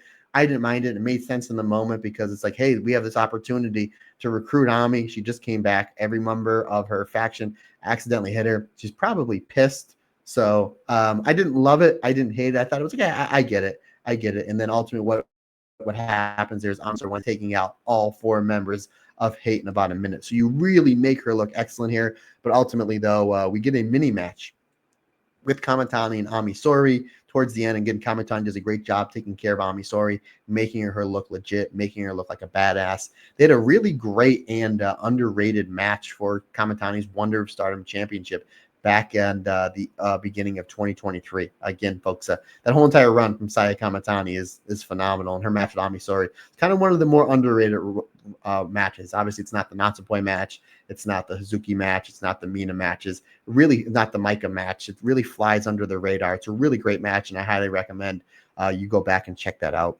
But ultimately, though, it's the spray paint to Ami Sourei. That opens up the door for a bat shot to Ami Sourei and Sai Kamatani hitting the Star Crusher onto Ami. 3.5 stars. Again, 16.5 minutes. Might have went a little bit too long, but it was great seeing Ami Sourei back. I was, again, take or leave the little thing where it looked like she was going to turn on God's Eye and join Hate. But ultimately, my favorite part of said match was Ami and Sai Kamatani absolutely crushing it towards the end. And then a little bit too much cheating for me. I know it didn't happen in front of the ref, so that's fine. But at the same time, you understand why they beat Ami here because it's Kamatani, the champion, the number one wrestler in this company, pinning her, and she needed a whole lot of help and a whole lot of cheating. So even though Ami ate the L, her and Kamatani towards the end, again, Kamatani bumping, feeding, selling for Ami, making her look like a threat, maybe to going into the 5-star Grand Prix. So I get that there. 3.5 stars for me. Again, maybe just a little bit too long. But again, it was really great seeing Ami Sourei back. And Ami had a great match and some great exchanges with the mighty Bozilla in that match in Osaka, which we'll get into in a little bit. Folks, Goddess of Stardom Tag Team Championship. And when they ran down the card, I thought they would have went with this being the semi-main and Syuri and Saori being the main event. But I like how we kind of broke this up because we had just a classic perfect match here. And then your semi-main with that no rules, you had like the mess in the best way possible with the debuting mighty Bozilla. Again, I'm so excited for her. And then one of the best matches you'll see all year in any wrestling company as the main event. So I liked how they kind of chopped it up here a little. Goddess of Stardom Tag Team Championship. Hanan Saida, Winggori, taking on Saori Poi, Saori Anou, and Natsupoi. And this was the toughest match for me to predict because I thought with Saori Poi and Natsupoi and Saori Anou, Saori Poi, but them selling out Oda Ward, that they realized, okay, we have mega stars in the tag division on our hand. Let's strap them up with the goddess belts. But at the same time, it's like Winggori is on a run like we've never seen before. Like we really haven't seen before. And again, Rob gave me some great stats coming off their the next championship match they had on Wednesday against Tropicana Wild, and we're going to get into that. So do you want to take the belts off Winggori just yet? Like Hanan's going to win everything in this company. Like there's no doubt about it, but she's only 21, 22. So it's like, you know, she's going to eventually get there. Don't rush it. Give the big, long championship title run. Saida is somebody that I expect to see her make some big runs in the 5-star Grand Prix this year, next year, the year after. Maybe even hold the Wonder Belt, and who knows, maybe even the World Belt. But I think Hanan is the one that I think everybody has pegged, like that's the future of Stardom. That's the one for the next 4, 5, 6 years we can, put our stock into, and Stardom's going to just keep being a bigger and better company. No need to rush it just yet. And let's build up the tag division and make these belts really, really important. So you didn't know which way it was going to go. The one thing I was sure of, this match was going to be great. And yes, it was great. This was absolutely phenomenal. Natsupoi and, so we get Natsupoi and Saida. They start off. We get some high-speed style offense. Saida, I mean, it's a simple strategy. I need to chop Natsupoi to slow her down. She can't do it. Natsupoi with a cartwheel arm drag. We get a dropkick sandwich into Hanan because Hanan tries to make the save. We get a really great rolling neck crank from Saori Anou and an arm bar from Natsupoi to Hanan combination from Saori Poi. Hanan finally slows down Natsupoi with a big judo throw. Saori Anou comes in with the perfect flex to Hanan. That scores her a 2 count. Saori Anou then keeps the pressure on Hanan. Saori Anou locking in Hanan into the Muda lock. And again, folks, if you have not seen their Wonder of Stardom championship match from last year's All-Star Grand Queendom, Saori Anou and Hanan put an instant classic, another great match that is in the catalog of the Wonder of Stardom Championship. So definitely go and watch that match. If you haven't seen if you haven't seen it, calm down, Matt. I'm excited.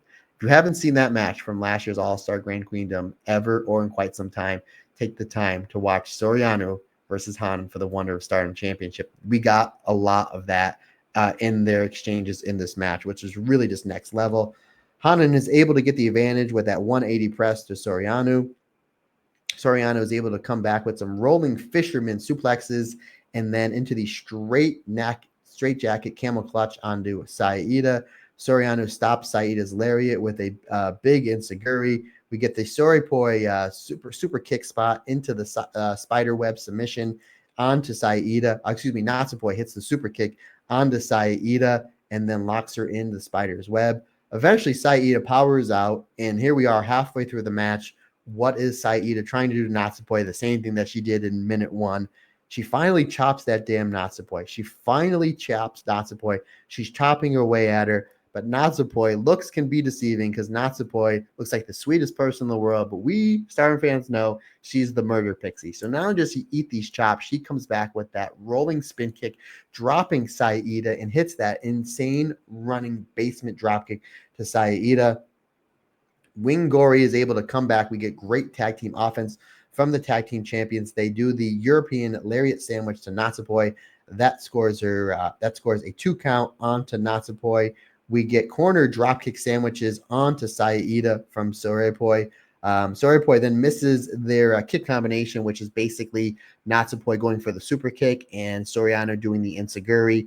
We do see Saida is able to get off that.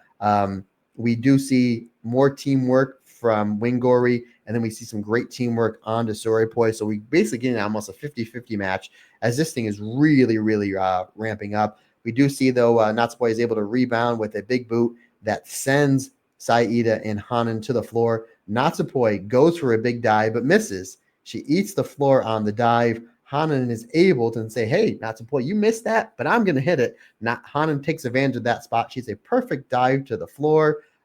We do see Hanan pitches Natsupoi back in the ring. Saida does her best Road Warrior animal impersonation, hitting that beautiful top rope tackle. And then Hanan comes in with the Famouser and the Hanan special, helping out Saida there for the 2 count. One of the many great things I love about the teamwork of Hanan and Saida is whenever somebody's in trouble, whether it's Hanan or Saida, the other person will come in and help them out. Or whoever is legal, the illegal person will come in the ring, hit 1 or 2 things to set the other person up.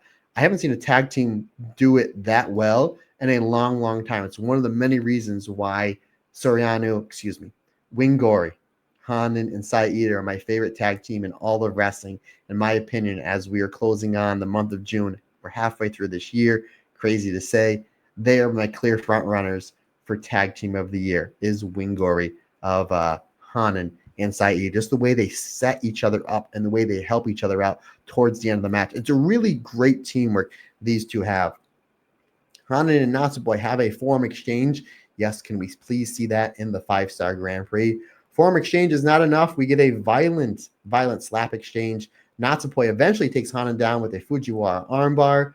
Saida comes in and makes the save. See, there it is right there. Setting up Natsupoi to take the heart attack from Winggori. Again, I heard Jake Roberts once say at a seminar I did with him, if you're going to steal stuff, know where to steal from the best of. You're stealing stuff from the Road Warriors and the Heart Foundation. That's why Winggori is the best tag team in all of wrestling, folks.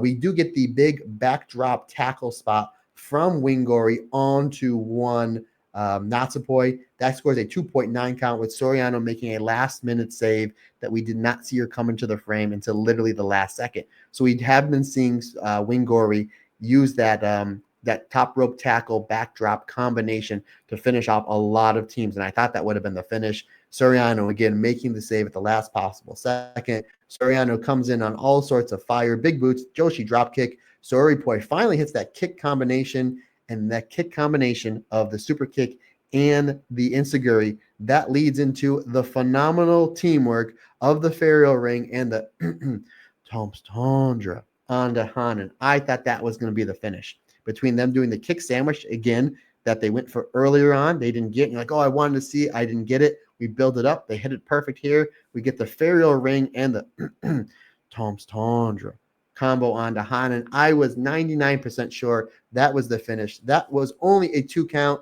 as we do see Saida making the save. Ida lariats the world on this one. However, we do see that she eats a backdrop from Saori Anou. Basically, now we're into this mini match with Natsupoi and Hanan. And again, I don't think these two have had a big singles match or a match in the 5-star Grand Prix since we've seen Next Level Hanan over this past 2 years. We do see that Natsupoi, Saori Anou takes out Saida with the German suplex. Hanan goes for the Rich Kloss backdrop suplex. We do see that Natsupoi flips over, trips her up. She locks in the fairy magic. I thought that was the finish. That's a 2.9 count, which once again, Saida coming in, making the save. Again, this is why the best tag team in the world is that anytime somebody gets in trouble, the other one comes in for the save. What a great false finish. Saori Poi hit the dueling German suplexes onto the champion. Natsupoi goes for the spin kick onto Hanan. Hanan trips up Natsupoi and is able to roll her up with the 17 roll up for the 3 count, as Saori Anou was just ever so close to breaking it up. Just when you thought it was going to go one way, it was going to go the other. This was a great, hard-hitting, back and forth, high-speed style match. We had the big dives, we had great teamwork, great stuff back and forth. We had wrestlers missing things and then coming back and hitting them. You did not know which way this was going to go. It was almost like who had the better tag moves, which it looked like with Winggori hitting the heart attack and then that top rope tackle back suplex combination. You're like, oh, Winggori's the better tag team here. Then Saori Poi comes back with the kick sandwich into the Tom's Tundra Pharaoh Ring combination. You're like, wait a minute, maybe Saori Poi is the better tag team here. And then we get the big bumps, we get the big backdrops, the lariats, the German suplexes from the challengers. Then we get the near falls with the roll-ups, the Ferial Magics, but the Ferial Magic ultimately, though, Hanan catches Natsupoi with the 17 roll-up. They just happen to be better on that possible second to win this match. 17 minutes and 8 seconds. I wish this would have went 27 minutes. This was phenomenal. This was 5 stars. This is my favorite tag match I've seen in all of wrestling. Folks, Winggori is on an absolute roll. They won, since they had a obviously phenomenal Goddess of Stardom Tag League run, wind up winning the tournament, defeating at the end of the year Momo and Tekla in a phenomenal match at Dream Queendom. Great defenses against Mei Sarah and Suzu Suzuki Crazy Star. That was my favorite tag match of the year until this one. And then they go on and have a great defense against Mayu and Momo Kogo. They have a great defense at All-Star Grand Queendom against FWC. I know it wasn't a title match, but their match at the Saori Poi show with Starbomb, that's another 5-star instant classic. And then this one. Winggori, to me, I don't know if they're the best tag team in wrestling because I still have to kind of tip my cap at FTR. I still have to tip my cap at Faxium. I still have not cat, tip my cat over at FWC and Saori Poi. So that's kind of like my top 4 or 5 favorite tag teams right now. But as far as this year goes, they're the tag team of the year. They're the tag team of the year. This was the best tag match I've seen all year. This is probably my top 10 favorite matches. Tag, singles, 6-person from any wrestling company. This is tag team wrestling at its finest. Great psychology back and forth. Even though Saori Poi loses here, they don't lose anything. So I was still kind of like, okay. I got no problem with Winggori winning, but not to point Saori Anou. They are white and red hot, pun intended. I'm going to get into that, folks. I know you're like, I'm mad. I know what you're doing. They are white and red hot, coming off them selling out Oda Ward. So it's like, what are we doing with them? Like, oh, maybe they'll have a run in the 5-star Grand Prix, which I still think they will. But we're going to talk about what's going on with Natsupoi and Saori Anou as singles wrestlers when we talk about the show in Osaka. Folks, semi-main event, Neo Genesis taking on Mi Vida Loca. Again, if you want to cue up the Ricky Martin music, again, I don't have Rob here to do it. You can cue it up. Dun, dun, dun, dun, dun, dun, dun. Unit battle, no DQ. Azumi, Starlight Kid, Miyu Amasaki, Mei Seira, Suzu Suzuki, taking on Suzu Suzuki, Rana Yagami, not Rana Yagami, Akira, Rina Yamashita, and Izuki Aoki. So, what I liked about this is once they announced this was no DQ, I'm like, great. And they were very big on there's going to be no tags. I'm like, this is going to be wild in the best way possible. So Mi Vida Loca, they come out against Suzu, Akira, Rina, and Aoki, looking just like absolute badasses as well as they should. And then Neo Genesis comes. Again, they're the cool kids. And it's like, wow, they really kind of have the dark light on them. Like for Neo Genesis being all bubbly and colorfully, and they have, the fluorescent colors, like, why are their interests in the dark? And then like once they let the spotlight out and put the spotlight on them, you found out why. They all had new gear and they all looked great. They all looked terrific. Some of it was like maybe a little much. Like Starlight Kid, like the ruffles she had on the top, like she went for that standing moonsault early on. I thought it may have gotten in the way. Then Mei Seira and Azumi, they think they stuff they had on their arms might have been a little bit too much. Again, that's just like it may have gotten in their way a little bit. Again, that I don't know. I thought, but they look great.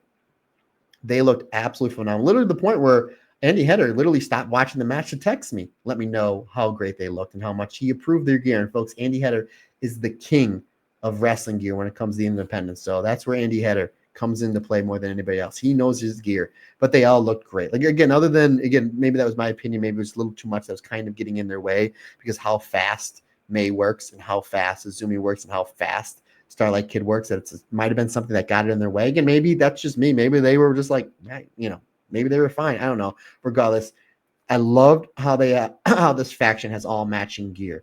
I love how they all look great. Like one of the great things, like Queen's Quest kind of had their own thing. Like Azumi was purple, Kamatani was green, Utami was red, Momo was blue, Lady C was gray. They all kind of had like their own pattern with their own color. But I like how Neo Genesis, they all have matching gear. They all have, so this way when they have their, the tag matches and the artist matches, because obviously Azumi, Starlight Kid, and Miyu are the artist champions. And these unit matches, they all have matching gear. And it's just like, very much like any sports team. Your favorite sports team, they all have matching gear. So it's like, yeah, why wouldn't that make sense? So they're really separating themselves from any faction in Stardom, or maybe just in wrestling, because I don't know if any other faction in wrestling has matching gear to this level. And I thought they all looked like $1,000,000. They looked terrific. Match starts, wild brawl to start, of course. Why not? And you really think when it comes to this brawling style that Vida Loca would have the advantage with all these killers. But Neo Genesis knows how to bring it as well. Like Mei Seira can be very violent. Miyu Amasaki, this match did a lot for her, really showing like a real aggressive side from her. Starlight Kid and Azumi, they're phenomenal. Very hard hitting. And again, Azumi's one of the most underrated strikers in all of wrestling. I thought Azumi's stuff was really good here. Eventually, Neo Genesis, because they've been teaming longer, they understand teamwork a lot better. We get the 4-way dropkick sandwich to Akira. Starlight Kid hits the standing moonsault for a 2 count. We get a big brawl back into the crowd. We get a chair-assisted drive-by from Suzu Suzuki to Starlight Kid. And again, there was a lot of seeds planted in this match in the beginning, middle, and end that we are going to be going to a Suzu Suzuki versus Starlight Kid Wonder of Stardom Championship match sometime soon. Yes, please. Starlight Kid with a Cabrada onto Rina. Rina was great here as well. I thought maybe we might be setting up a Rina versus Starlight Kid Wonder match, which again, I won't say no to that. Suzu Suzuki and Mei Seira, they pick up where they left off 2 months ago to their wild match in Yokohama at All-Star Grand Queendom. Brutal form exchange between the two. Mei Seira knows that she cannot withstand the punishment of one Suzu Suzuki, so she uses her speed with a springboard drop kick to Suzu Suzuki. We get some O2 line teamwork that pretty much wipes everybody out on the Vita Loca side. Starlight Kid hits a big dive to the floor. We get Aoki and Izumi forearm trade out. I thought that's where maybe there we're going to go with a New Japan Strong Championship match, but obviously we do know what happens post-match. Aoki hits a big DDT and Russian leg sweep combination onto O2 line. O2 line is able to come back with some stereo DDTs. Zumi and Rina Yamashita have a brutal, violent, and precise head kick exchange. Mila Vita Loca, they get the advantage by they realize, like, hey, we need to do what we do best. It's no DQ.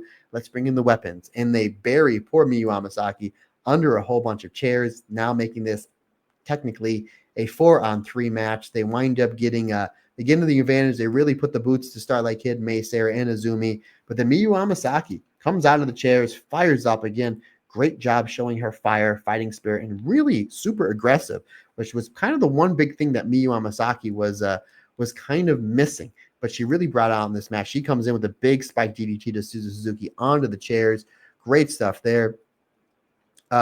We do see Suzu Suzuki. She gets the advantage back. She goes to the top rope to hit Mei Seira with the Sky Twister press, but Mei Seira stops that. Kira comes in with explosive dropkick onto Mei Seira, locking Mei in the crossface, almost forcing Mei to tap out. Again, Akira looked great here. Again, the two younger wrestlers in these matches, Miyu Amasaki wrestling about 3 years, super aggressive, really great fire in this match. Akira wrestling less than a year. She looked like an absolute killer in this match. Really great stuff. We get some waterfall style finishes between all 8 of these wrestlers. Excellent stuff there. Akira rolls through the Black Tiger pile driver for a 2 count and hits a half-out suplex onto Starlight Kid. However, that half-out suplex gets broken up by Izumi doing a top rope double stomp. That was insane because Akira's bridging on her neck with another person, and she never breaks the bridge. Izumi just comes right out, boom, double stomp. What a great thing there. It looked like that we're starting to rally the troops for Neo Genesis when all of a sudden this mask assailant comes in the ring. You know who it is, folks. It was Bozilla. It was Bozilla. And again, when she came into the ring, it took me about 10 seconds, if that, to figure out. I'm like, that looks like Bozilla. And just the way she was like throwing clotheslines and tackles. Again, obviously, massive fan of Bozilla. She's a big star in Joshi. Again, and just in her young 20s, the world that is her oyster. Comes in, beats up all members of Neo Genesis. She winds up taking out Izumi. However, this was great fire from Starlight Kid because I figured once she came in, ran over all 4 members of Neo Genesis, took the hood off, got the pop. Again, perfect timing for her, knowing when to do the unveiling. I mean, that's something that you can be a good wrestler, maybe not know certain things on timing. Her timing, when to take everything off, and the way they drew it out to get that pop was genius. Again, Bozilla, young 20s, phenomenal wrestler, really smart as well, really smart, understanding when to get the most out of something. Really great stuff there. And I thought, okay, now it's just going to be, they're just going to hit bombs and they're just going to pin Starlight Kid. Starlight Kid shows great fire. She comes back. They kind of isolate Bozilla a little bit. She's a Black Tiger pile driver onto Suzu Suzuki. She misses the top rope moonsault. Suzu Suzuki hits a tequila shot. That only scores her a 2 count. She goes for the German suplex. Starlight Kid is able to come back with the Momo latch for a 2 count. Rina then comes in. She clears out Starlight Kid with a head kick and the Splash Mountain. Bozilla then puts the exclamation point on her damage, hitting a brutal Liger bomb onto Starlight Kid. That basically opens up the door for Suzu Suzuki just pick apart the bones from what Bozilla did, hitting the German suplex onto Starlight Kid for the 3 count. Again, really great match, wild match. They did a great job highlighting Akira and Miyu showing great fire. The main crux of this match really was the debut of Bozilla. Perfect way to put her in. She looked like an absolute killer, looked like an absolute badass that she is. And then we kind of had little mini matches, again, at the beginning, middle, and especially the end with Suzu and Starlight Kid. And that is a match I really want to see because they had really great that last minute and a half, really great exchanges. And then Rina comes in, Bozilla comes in, Suzu comes in, and then hits the German suplex. I thought this was phenomenal. Booking, storytelling, Bozilla's debut, 4.5 stars. This was phenomenal. One of my favorite matches of the week when I do the Matt Turner special over on the Stardom Cast YouTube of my top 5 favorite Joshi / female matches of the week. And again, Starlight Kid, even though she's the Wonder Stardom champion, in my opinion, the second biggest star in this company behind the red belt champion, one Saya Kamitani, it took Bozilla, Rina Yamashita, and Suzu Suzuki to put her away. Really great stuff. And then Bozilla grabs the microphone, cuts a really great promo, showing her presence, showing her dominance, and then challenges Azumi to a New Japan Strong Championship match coming up.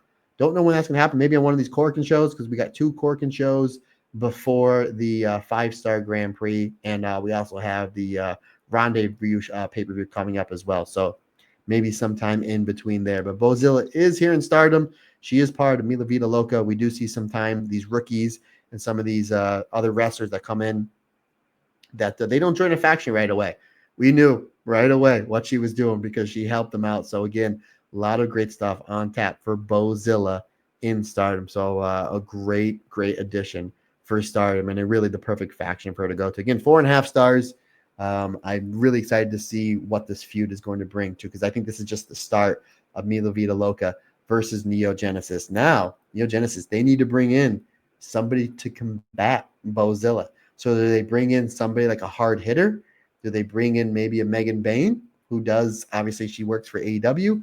We had a nice chat with Megan Bayne during WrestleMania weekend, and she is saying that she cannot wait to get back to Stardom. Again, obviously contract through AEW, but she said she would love to come back to do some occasional dates for Stardom. And again, Bozilla and Megan Bayne, not only in my opinion, have the best match on Joey Janela Spring Break, but one of my favorite matches of that entire WrestleMania weekend. So maybe that's the way to go. Maybe that's what we shall see. But I think that you're going to see Neo Genesis add a 5th member sometime before the end of the summer. So we can maybe have a big cage match of Mila Vida Loca versus Neo Genesis. So there's a lot they can do there. I'm really excited for it. And again, hopefully we do get a Suzu Suzuki versus Starlight Kid Wonder of Stardom Championship match. I know all you Saori Anou fans are yelling at me, saying, no, Saori Anou is going to win the belt. Again, we'll get into that when we talk about the Osaka show in just a little bit. Folks, let's talk about, here we go, main event. This has been built up for months and months and months. These two, again, back in March. Syuri versus Saori.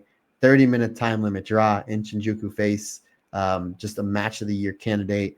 Really great match. And the night before this show, I went back and watched this match just so to kind of get familiar with it, because that match obviously worked. I had it at 5 stars. I think Big Dave had it 4 3/4. I think most of us had it at 5 stars. I went back and watched, and I was like, they have to take some stuff from match 1 and add it to this match because it worked. Everything in that match worked. So it's like, okay, if that worked, let's bring that into a newer style here. And again, I talked about this last week. A lot of people saying, Matt, there's no Wonder title match. There's no world title match. I'm like, okay, obviously I would want a Kamitani red belt match on any show, and Starlight Kid a white belt match on any show, pay-per-view. You know, you're drawing 2,500 people. Same time, if you had a Wonder and World, it's going to take away from this match. There's no way this match is going 30 minutes. If this match went 25, 26, 27 minutes, would have still been great? Absolutely. The fact that it went over 30 minutes to tell their story made it even better. And again, they went 30 minutes a couple months ago, and it wasn't enough time for them to have a decisive winner. I didn't think this match was going to go 30 minutes, but I'm glad it did. This is one of the longest matches in Stardom history. We know that Syuri can go those long matches. We've seen it with Utami a few times. This was just great. Again, you take a look at, we're about 4 hours into the show, and this crowd is hot. They are molten hot. Saori has done a great job as coming in as the outsider. Like, I'm on a Stardom show, the IWGP Championship, even though it is a New Japan Championship, it's kind of a Stardom Championship, and I'm the outsider, and I'm taking it. The words IWGP was invented by Antonio Inoki, the late great Antonio Inoki, which Saori is, we know Saori has taken a lot from Antonio Inoki. You know, the Inokiism, Saoriism, the red towel, you know, from Inoki, the red from Saori. So Saori plays a lot of tribute to the late great Antonio Inoki, and rightfully so. Again, her match with Bozilla back for the red belt for Marigold. She defeated Bozilla with the armbar, the same armbar that Antonio Inoki defeated Andre the Giant with some 30 some odd years ago. So she takes a lot from Antonio Inoki in the best way possible. Again, to quote Jake the Snake Roberts, if you're going to steal something, know where to steal your stuff from. Steal it from the best. So Saori, and she makes it her own. She makes everything her own. She's paying tribute to Inoki in the best way possible. She's the female version of Antonio Inoki, which is the biggest compliment that I can give, because Antonio Inoki's probably, him and Misawa are probably the two biggest stars in the history of Japanese wrestling. So this is, again, Saori is the female version of that. So again, she's coming in as the outsider. She's building herself up as the heel, and nobody's booing Syuri. We all love Syuri. So we do get some great reactions, like some boos in the best way possible for Saori, and some massive cheers for Syuri. Crowd is hot. Again, we're 4 hours into the show. Crowd is molten hot for this match. Big lockup to start. We get some great wrist lock exchanges. We get some great ground grappling. Again, we are seeing some shades of what we saw a few months ago at their 30-minute time limit draw. We do see Saori going for the Muda lock. Syuri gets out. Syuri just starts kicking away at Saori. Like, she's dropping bombs. So there's no feeling out process after this. She's like, I'm not going to hit you with a 15% leg kick just to try to get your distance. I'm coming for you. You know, this is, you keep saying you want the IWGP championship. I finally defeated Mayu. I got it. You're coming at me. As soon as I won it, you didn't even give me a chance to celebrate. You came in, you want this belt. You want it? Come and take it from me. You're going to have to earn it. And Syuri beats the dog out of Saori early in this match. Eventually, Saori starts going after Syuri's leg. Apron, dragon screw leg whip, locks in a knee bar on the floor. We get back up on the floor, a big forearm exchange between the two. They wind up making their way to the apron. We get an apron forearm exchange. Really great stuff. Syuri then doesn't go to the kick. She uses the knee. She buries a knee deep into Saori's midsection. Really great stuff there. Saori's able to come back. Great fire with a big drop kick. Syuri then hits the half-out suplex, floats that over into an armbar. Saori then, then Syuri goes to the top rope. Saori cuts her off. Saori hits a top rope fisherman's buster, and then she goes to the second rope with a double stomp, and third rope with a double stomp for a 2 count. Saori then goes back to the leg, hits a dragon screw leg whip, and then goes to the second rope and hits a double stomp onto the leg of Syuri, and then locks her back in the leg lock. Great stuff there. Syuri gets the rope. Saori is pouring it on. We know what Saori does. Again, she's, basically female Antonio Inoki. Saori hits the basement dropkick and then locks in the figure 4 leg lock. Great selling from Syuri here. The one thing we really don't see Syuri and Saori wrestle or do a lot of is being on the back foot on selling, because there's ass kickers. But Syuri out of each other, where we see some next level selling, which we really don't see from Syuri and Saori, just because it doesn't make sense for their character in most matches. In this one, we do. We see Syuri really in a lot of pain on that knee. Syuri comes back with some kicks, forearms, a big suplex. We get a suplex exchange between the two. Saori hits an enziguri, and then we get a headbutt exchange between the two. They're going back and forth, and then back to the German exchanges. I thought that was great. And then we get this great exchange where they both headbutt each other. They both fall down, and they both roll out on opposite ends of the floor. They tease a double knockout. They tease a double count out. Really great stuff there between the two. Syuri gets the advantage again. She goes to the top rope. Saori gets the advantage again. She goes to the top rope. Syuri hits a big slap. We get a top rope fight that Syuri wins. She does the double wrist lock takedown off the top rope into the double wrist lock. She transitions that into the arm bar. Really great stuff there. Syuri then hits a draping DDT for a 2 count. Saori is able to come back with a Frankensteiner, which we don't see that too often from Saori. We do see Saori goes for the Uranagi. We see Syuri's able to stop the Uranagi, hits a knee, and then they pump knee. We get a double down. The crowd is molten hot. And at this point, kind of the boos that they had for Saori, just because the way that she portrayed herself as the heel going this match, they're now cheering because of the fight and the fire and the intensity. And she's not cheating. It's just a great match. At this point, there's more people chanting for Syuri, but anybody booing Saori, they're cheering for both of them. It's just more people are behind Syuri's corner, because again, it's a Stardom show. She's the Stardom wrestler. So like, nobody's booing anybody. The crowd is absolutely loving this. And again, we're about 25 minutes in, and we're about 4 hours and change into the show, and nobody is being quiet. This is really great stuff here. We get a violent kick exchange between the two. Syuri hits a running knee for a 2 count, and then she lands in the grounded Suzaku. I thought this was going to be the finish because I was like, how are they going to defeat? Because again, I didn't think Saori was winning. I was like, how are they going to defeat Saori and yet keep her strong? She locks this in and she's trying to get the rope and her foot just keeps missing, just keeps missing, just keeps missing. And then there's one point where it looked like that she was tapping out, but she hit the mat and then brought her hand up and to show Daichi that she's okay. I thought she was tapping. And then it looks like she's fading and she can't get the ropes. I'm like, oh, this makes sense. Like, because Saori's fighting this so long. And again, great selling from Saori, something we don't get to see that much. Saori is a phenomenal seller. We see it in this match, especially this exchange, as Syuri's really working in this grounded Suzaku. It's basically, she's got the armbar and a head scissors leg choke onto Saori.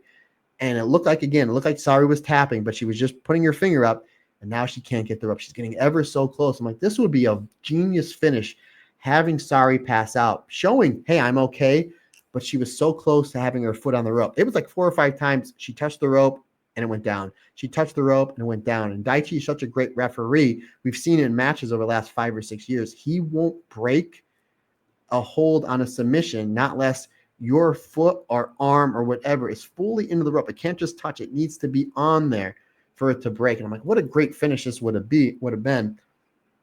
Pardon me, if Saori just came ever so close to getting in the ropes, but she just was so close, her foot just kept missing the rope, and then she passed out. I thought that was going to be the finish, and I thought it would have been a genius finish.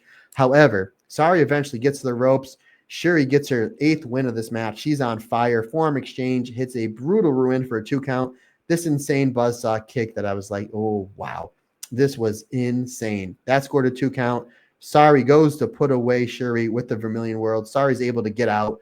Brutal headbutts, hits this running double stomp. It almost was like, it was a double stomp as Syuri was like sitting down. I mean, we've seen Saori do it before. That was just insane. She hits 3 Uranagis back to back to back. That scores her a 2 count. Unbelievable. Saori goes to put away Syuri with the wrist lock Uranagi. However, Syuri's able to block. She holds her weight down. She does a great job just squatting down. So this way, Saori doesn't have enough in the tank to deadlift her up for the Uranagi. Hits a knee strike, head kick. That stuns Saori. Saori's able to come back with a forearm, headbutt, and then finally is able to get in deep enough to lock in that wrist lock, or hammer lock, wrist clutch, Uranagi, dropping Saori on her head. Saori ate 5 of these. 5 different variations of the Uranagi. Everyone was high on the neck, high on the head for the 3 count. This was incredible. This match somehow was better than their match at Saoriism. This was one of the best matches I've seen all year. 5 stars. It's another phenomenal match in the category that is Saori, that is Syuri, that is the IWGP Joshi Championship. This was incredible. This was next level. This was like New Japan Strong Style meets All Japan Kings Road meets Pro Wrestling Noah Royal Road meets Stardom Joshi Best Wrestling on the Planet meets Saoriism. Selling, hard-hitting, psychology back and forth. The crowd was absolutely loving this. This was just no cheating, no controversy, no nothing. Great back and forth with Saori having to hit 5 different variations of the Uranagi to put Syuri away.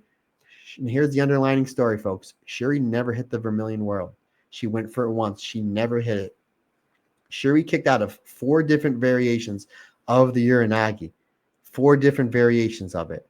My guess is as soon as she hit the wrist clutch Uranagi, I was like, okay, the hammerlock Uranagi.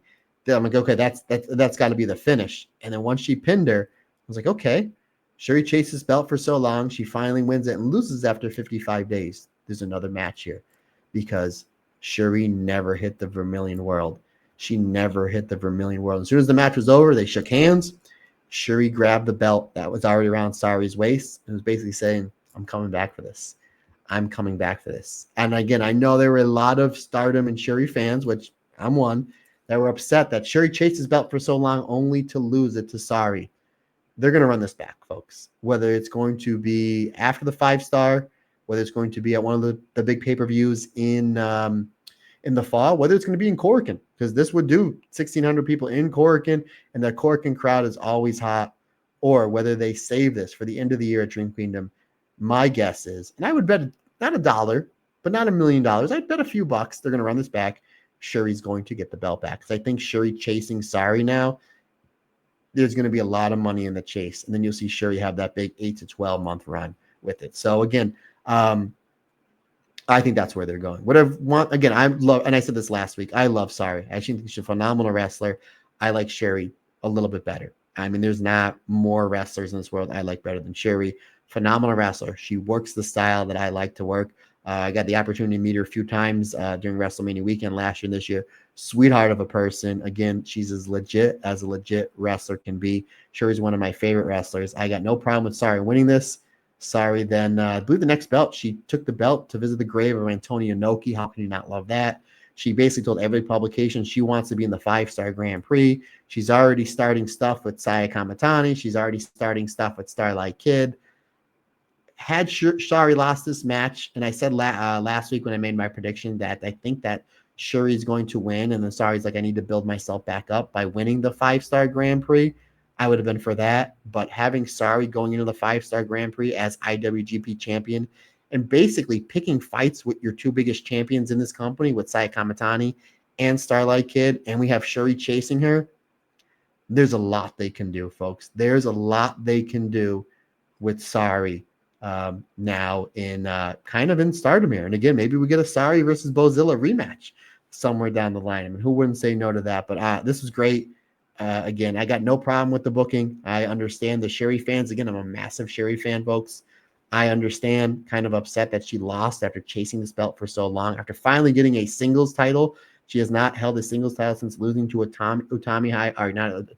since losing to Julia back on 12/29/2022. So it's been a long road for us Syuri fans to her have a major singles title. She finally gets it, ending the 2-year reign of Mayu Iwatani, only to lose it 55 days later. I get it, folks. There's money in the chase. My guess is Syuri's going to be chasing Saori, and then she's going to defeat Saori. So then this way they can say they're 1-1-1. Syuri's got one, Saori's got one, and there is a draw. So that would be my guess, and then they leave it on the table for a rubber match for match number 4, because clearly Saoriism show sold out back in March.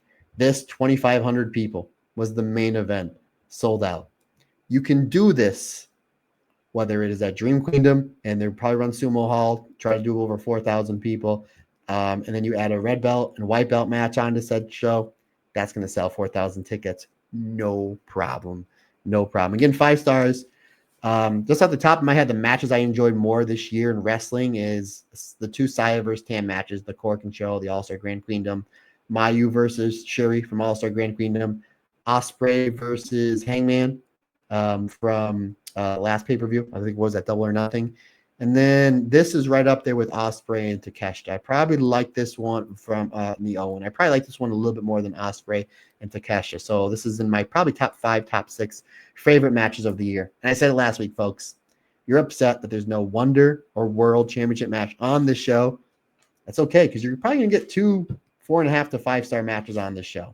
My opinion, 2 5-star matches. One of the best matches of the year, Syuri versus Saori. The best tag match I've seen all year with Winggori versus Saori Poi. A really great overachieving future Stardom Championship match with Hina versus Rian. A great undercard tag match I don't think enough people are showing enough love to with BMI 2000 versus FWC. That wild unit match with Neo Genesis versus Mila Vida Loca with the debuting Bozilla. Folks, this was a great show. This is one of the best shows I've seen all year. 2 5-star matches on there. Again, as I'm recording, this is Thursday. I know Big Dave does his ratings on Friday. If those 2 matches don't get 5 stars, especially Syuri versus Saori, I don't know what we're doing. Big Dave lately has been giving the Stardom girls a little more leeway, giving the much earned, not deserved 5 stars. So my guess is you're going to see 1, if not 2 of these matches get the perfect 5 stars. Folks, let's go to the show in Osaka, Wednesday, June 25th. And here are some pre-show notes from one Mr. Rob Goodwin. Winggori, Saeed, and Hana have been champion for now 178 days. This is their first reign. They're coming into their 5th defense I'm sorry, I got ahead of myself. So obviously, I'm sure, as you know, after Winggori had their successful title defense against Saori Poi, that Yuna Mizumori came in and said her and Saki as Tropicana Wild, they're going to be the next challengers. So again, as much as I wanted Yuna and Aya to challenge as Sakura Daman, I've been saying it at least once a month for a year. I want more Saki, Saki from Colors, Saki in. We're getting Saki and Yuna as a tag team coming up in just 4 days' time after said show on a Wednesday, live on Stardom World in the championship match. Sure, no problem. I got no problem with that. So Winggori will put 5 successful title defenses, or a victory versus Tropicana Wild will put Winggori at 5 successful title defenses with the Goddess of Stardom titles, making them the most successful champions since Momo Watanabe and Utami Hayashishita back in 2018 and 2019 at 6. So if they do win, they will be the 4th most successful tag team champions of all time in Stardom history. So I think great stat from Rob, and thanks, Rob. Greatly appreciate that. So again, this is just showing the run, not only match quality, but days and defenses as well from Winggori. Saki and Yuna, Tropicana Wild, have never challenged the Goddess of Stardom tag team champions, and they've never teamed up in Stardom before. And then we have obviously Xena, and then Rob has the injury report. Xena's still out, Maika's out, Matoi and Kanai. Suzu Suzuki, as we talked about at the start of the show, she withdrew due to undisclosed family reasons, and Hazuki and Kagama are absent from the show because, again, they were flying over to Texas, which it's going to be hot in Texas, folks. If it's 90 degrees in Pennsylvania, Texas is way hotter than Pennsylvania. They're flying over for Spark Joshi, again, for their matches coming up. Again, folks, Triller TV, $9.99, well worth the money. And this show will mark Bozilla's debut, her first match as an active member on the Stardom roster. The attendance notes from one Mr. Rob Goodwin. The announced attendance inside Edion Arena number 2 in Osaka was 503 people. This is a 16.72% decrease on the previous show, where Stardom back in May 24th, 2025, obviously pulled in 604 people. So about 101 decrease. However, this was a show that had no title matches and took place on a Wednesday evening. So really anything over 450 is a big number. So 503 is a massive number. And that show in May, I believe, did feature a Artist of Stardom tag team championship match. I think that show was on a Saturday. So 500 people, the middle of the day of a Wednesday. Pretty damn good number. And the show was absolutely fantastic, folks. Again, Stardom put the first match free on YouTube. And this was a genius match to put free on YouTube because the opener, in my opinion, was the second best match of this show. The opener saw Neo Genesis, Starlight Kid, Azumi, and Mei Seira defeating the Cosmic Angels trio of Natsupoi, Saori Anou, and Sayaka Kurora when Mei Seira rolls up Sayaka Kurora with a rolling shooting star at 9 minutes and 4 seconds.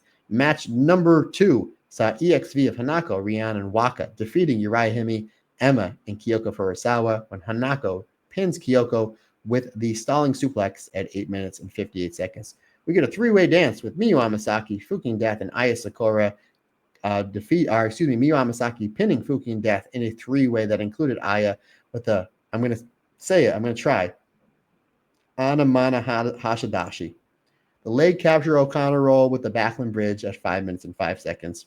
3-way tag match as Ami Sourei and Ronnie Gami defeat the Hate team of Konami and Mila Vita Loca, defeat Hate, Konami and Rina, and Mila Vita Loca, Bozilla and Akira Kurogami, when Ami Sourei gets her first win since coming back from injury, pinning Akira with the Blue Thunder Bomb in 11 minutes and 56 seconds. Semi-main event, 10-woman tag, the Hate team of Saya Kamatani, Natsuko Tora, Momo Watanabe, Azusa Inaba, and Uruwaka, defeating God's Eye of Syuri, Saki Kashima, Kyoko Kutatsu, Tomoka Inaba, and Lady C, when Saya Kamatani has a great mini match with Tomoka Inaba. We're going to get into it. And pins Tomoka with the Star Crusher, 14 minutes, 13 seconds. And in the main event, just a phenomenal main event. Great tag match.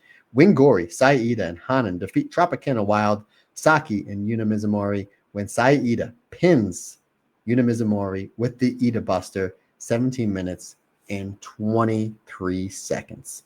And then we'll talk about all the great stuff that happened in between said matches, folks. Again, this first match, if you don't have Stardom World, or if you're somebody you know is on the fence of getting Stardom World, watch this opener because this was absolutely fantastic. Mei Sarazumi, Starlight Kid, Sayaka Kurora, Saori Anou, and Natsupoi. So basically you have Starbomb in there with Saori Poi. Yes, please. And then you're adding on Mei Sara and Sayaka Kurora. We get some great high-speed exchanges with the Zumi and Natsupoi. Great stuff there. Eventually, the Cosmic Angels trio, they hit the Cosmic Angel triple dropkick to Azumi. Neo Genesis comes in with just some insane high-speed teamwork. Again, Mei Sara, Starlight Kid, Azumi, arguably the three greatest high-speed champions of all time on the same team using high-speed style offense. How that works doesn't make any sense to me because you have three wrestlers moving at an insane fast rate. They're going off all sides of the ropes, north, south, east, and west, just stopping, starting, and just making it look so effortlessly. I mean, these great wrestlers that they are here with Mei Sara, Azumi, and Starlight Kid. Mei Sara hits a second rope Joshi dropkick on Natsupoi for a 2 count. Saori Poi comes in. We get some great Saori Poi teamwork to slow down the high-speed champion. That leads to Saori Anou hitting the perfect flex onto Mei Sara for a 2 count. Sayaka Kurora comes in. We get some corner drop kicks onto Mei Sara. She hits the spinning second rope forearm. I don't know if she has a name for it. Maybe she should have a fancy name for it. Maybe the Cinderella forearm from our Cinderella champion.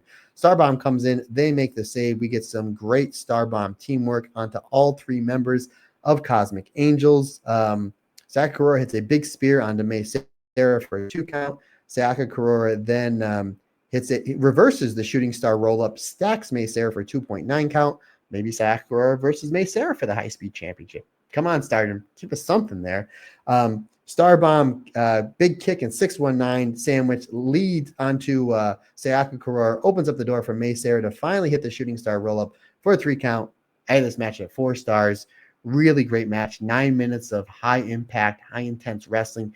Great singles work, great tag work, but really that finish was awesome where you see the 619 from Starlight Kid and the head kick from Azumi opening up the door for Mei Sara to roll up Sayaka Kurora. Really great stuff. Again, Starbomb versus Saori Poi match. Yes, please. Yes, please. After the match, Saori Anou basically makes her feelings towards Starlight Kid saying, hey, I'm going to come after that white belt. We're going to get into all Rob did a great job breaking down the show notes. Once we get done with the rest of the show, we're going to break all the big news because this is really a great show. But what the show is really known for is just the buzz it got because we kind of set up a whole bunch of championship matches between now and the start of the 5-star. So really, really great stuff. And then obviously we did have Rina, Konami, and Fukin Death. They made their actions known that they won Azumi, Starlight Kid, and Miyu Amasaki for the artist belts. Match number 2, folks, saw the EXV team of Waka, Rion, and Hanako defeating basically the all-rookie team of Uriah Hime, Emma, and Kyoko Furusawa. Emma and Rion, really great technical wrestling to start. Again, Emma's got the basics down. She's really, really fast on certain things. Uriah Hime, she does a great job laying the hammer down. She's a really great hard-hitting wrestler this early in her career. Kyoko does a great job with the knee bar onto Waka in this match. Waka had some really great selling. Rion, some great stuff with Emma. Ultimately, though, towards the end of this match, it's just Hanako laying down the hammer. She looked like an absolute beast towards the end of this match and eventually puts Kyoko away with that stalling suplex for the 3 count, 3.25 stars for me. Match number 3 saw Miyu Amasaki pinning Fuki in Death in a 3-way that also had Aya Sakura. Aya and Miyu had some really great exchanges, really hard-hitting. Again, we talked about how great Miyu was in that unit match, like how she really brought the fire in a match that had Azumi and Rina Yamashita and Suzu Suzuki. There was a lot of killers in that match, but Miyu did a great job standing out. So Miyu and Aya had some really great exchanges. Fukin Death, she comes in, she does all the comedy, some really funny stuff. Fukin Death tries for the Okana roll, or she goes for the Okana roll onto Miyu Amasaki when Aya's on the top rope. That knocks Aya off. But Miyu Amasaki rolls all the way through for the leg capture, Okana roll with the Backland Bridge. Fun enough stuff. 3 stars for me. We get into the return, another return for Ami Sohrei and the debut of Bozilla, Ranyugami, Ami Sohrei taking on Bozilla, Akira Kurogami, and Rina and Kunami. They just make Bozilla look like an absolute killer in this match. Like Rina and Kunami, they were great. They came in and and made sure that they look strong enough, because again, they're going to be challenging along with Fuki and Death for the artist belts sometime in the future. But really the crux of this match, again, Rana and Akira Kurogami, great stuff, hard hitting, both great styles, great submissions, great kicks, great stuff back and forth. Again, Konami versus Rana, that's a match I want to see. But really this was just about Ami Sourei and Bozilla, especially Bozilla, because if you've never seen Marigold before, and I know we have people that only watch Marigold and don't watch Stardom, and people that watch Stardom and don't watch Marigold, which, folks, if you have the time, definitely. I always say tribalism in as wrestling fans is dumb, because you're missing out on great wrestling, because Marigold's crushing it, Stardom's crushing it, New Japan, AEW, WWE, they're all crushing it. Pro wrestling is red hot right now. But again, if you've never seen Marigold before, you know who Bozilla is within 90 seconds, which Bozilla knows that. And that's really the genius and the main crux of this match. Is like, we need to establish Bozilla. She's the biggest badass in this match. In a match that you have Konami, killer. Rana, killer. Ami Sourei, she's back, an absolute killer. Bozilla is like, I'm an absolute beast in this match. I'm going to kick everybody's ass. Again, she does. She basically bumps around everybody, but her exchanges with Ami Sourei, again, Ami Sourei's healthy enough to do singles matches, and we put her in the 5-star. And with Bozilla now in Stardom, fingers crossed, she's in the 5-star. Let's get Ami Sourei and Bozilla in the same bracket, because their stuff was great. Great tackles back and forth. Excellent stuff there. Again, Akira and Konami with some great kicks and submission exchanges. Bozilla presses Akira onto everybody on the floor. Remember, she used to do that with the poor Myla Grace back about a year or so ago. Eventually, though, we do see Ami Sourei and Akira. They basically have a mini match with Ami using her power to overpower the rookie, Big Lariat, and the Blue Thunder Bomb, putting away Akira. 3.5 stars for me. Again, really, really fun stuff, but this match was all about establishing who Bozilla is and is going to be in Stardom, and as a force to be reckoned with. Again, just a genius. Just a really great signing from Stardom, getting in the mighty Bozilla. Folks, we go to the semi-main event as we have God's Eye versus Hate. When I saw the graphic for this, I'm like, oh, we're going to get Syuri versus Saya violence, and possibly some Saya versus Tomoka Inaba violence. We didn't get really any exchanges with Syuri and Saya. We did get a great exchange in the beginning with Azusa Inaba and Kyoto Kutatsu, the slaps, the low kicks, a really great strike exchange between the two. I'm like, ooh, that's a match I want to see for 8 or 9 minutes. There was some really, really great stuff there. And then we got some stuff with Momo Watanabe and Syuri. So even though we all want to see that big match with Syuri and Saya Kamatani, now that Shuri's not the IWGP champion, maybe that's somewhere where we go. Maybe Syuri was the 5-star and that's your main event for Dream Queendom, or they do what they did last year, where when Micah won the 5-star, she got her challenge right away. They didn't do it for Dream Queendom. Maybe you do it there, Stardom X Stardom or Nagoya Supreme fight in the fall, whatever. Again, you can keep on dreaming. So we didn't get that exchange here. We got it last week, which was really good. We didn't get it here, but we got a lot of Syuri versus Momo Watanabe, and it was great, and we love it. And we get flashbacks to their final match of the 2021 5-star Grand Prix. We get flashbacks to their Midsummer Championship match back in the summer of 2022. These two absolutely bring it. So Natsuko Tora, great stuff here. She really lays the hammer down onto Saki Kashima. Saki's doing a lot of her really funny stuff.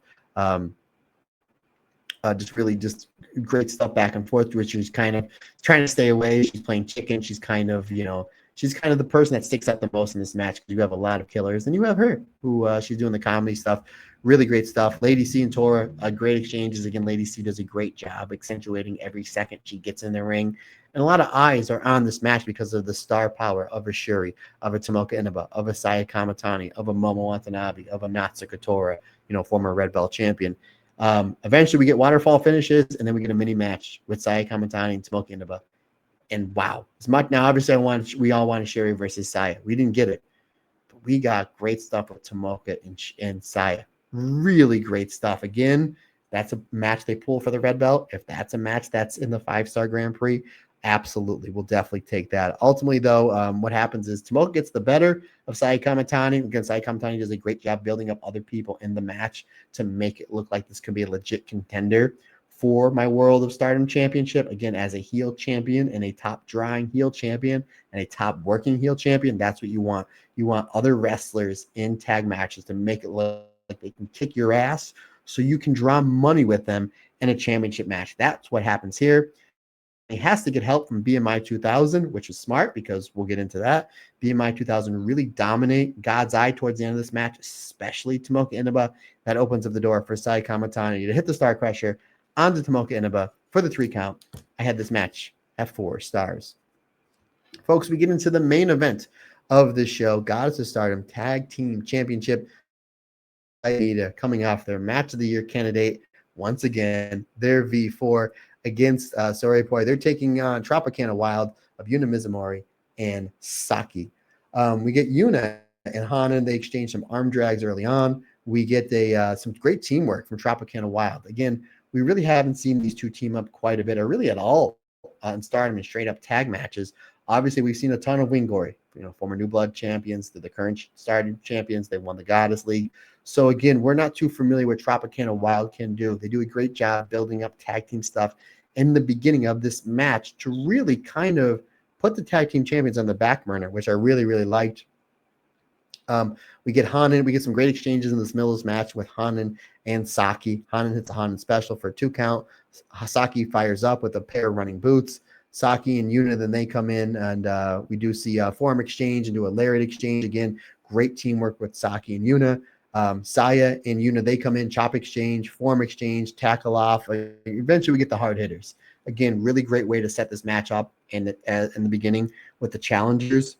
Really surprising the challengers with some great tag work. Again, we haven't seen them tag up that much, so they separate themselves by taking over the tag champs with some great tag team work.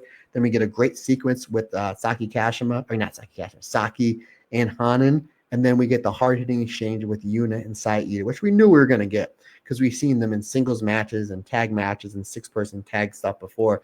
Really great stuff with Yuna and Saida, just the chops, the forearms, the tackles. Excellent stuff that eventually builds up to more violent stuff as we get up towards the end of this. We get to the end of this match.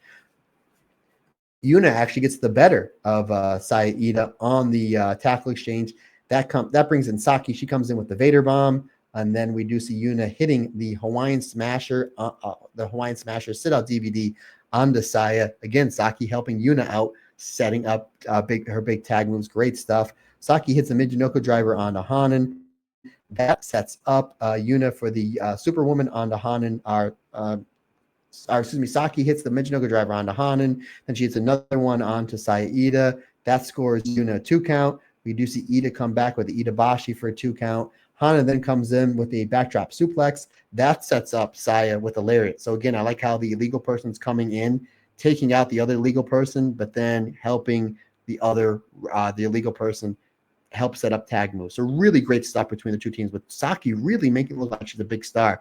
Again, hitting the Mijinoku driver, taking out Hanan, hitting a Mijinoku driver onto Yuna, setting up, setting up for Yuna for the Superwoman. Then Hanan comes in, hitting backdrop suplexes, Hanan specials. That sets up Ida with the Itabashi. So great stuff from Hanan and Yuna on opposite ends of this team, setting up their opponents for success and then helping them out on these near falls. Really, really great roles here. As we knew, as this match is building up towards the end, you're going to get that mini hard-hitting match with Yuna and Saida, which is really what we want. But Hanan and Saki, even though they're kind of on the side, they're coming in when they need to come in to help out in said match. Love the psychology there. Really, really great stuff.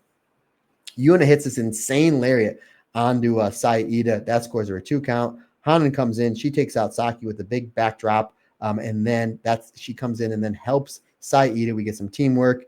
That sets up Saida for the Ida Buster onto Yuna Mizumori for the 3 count.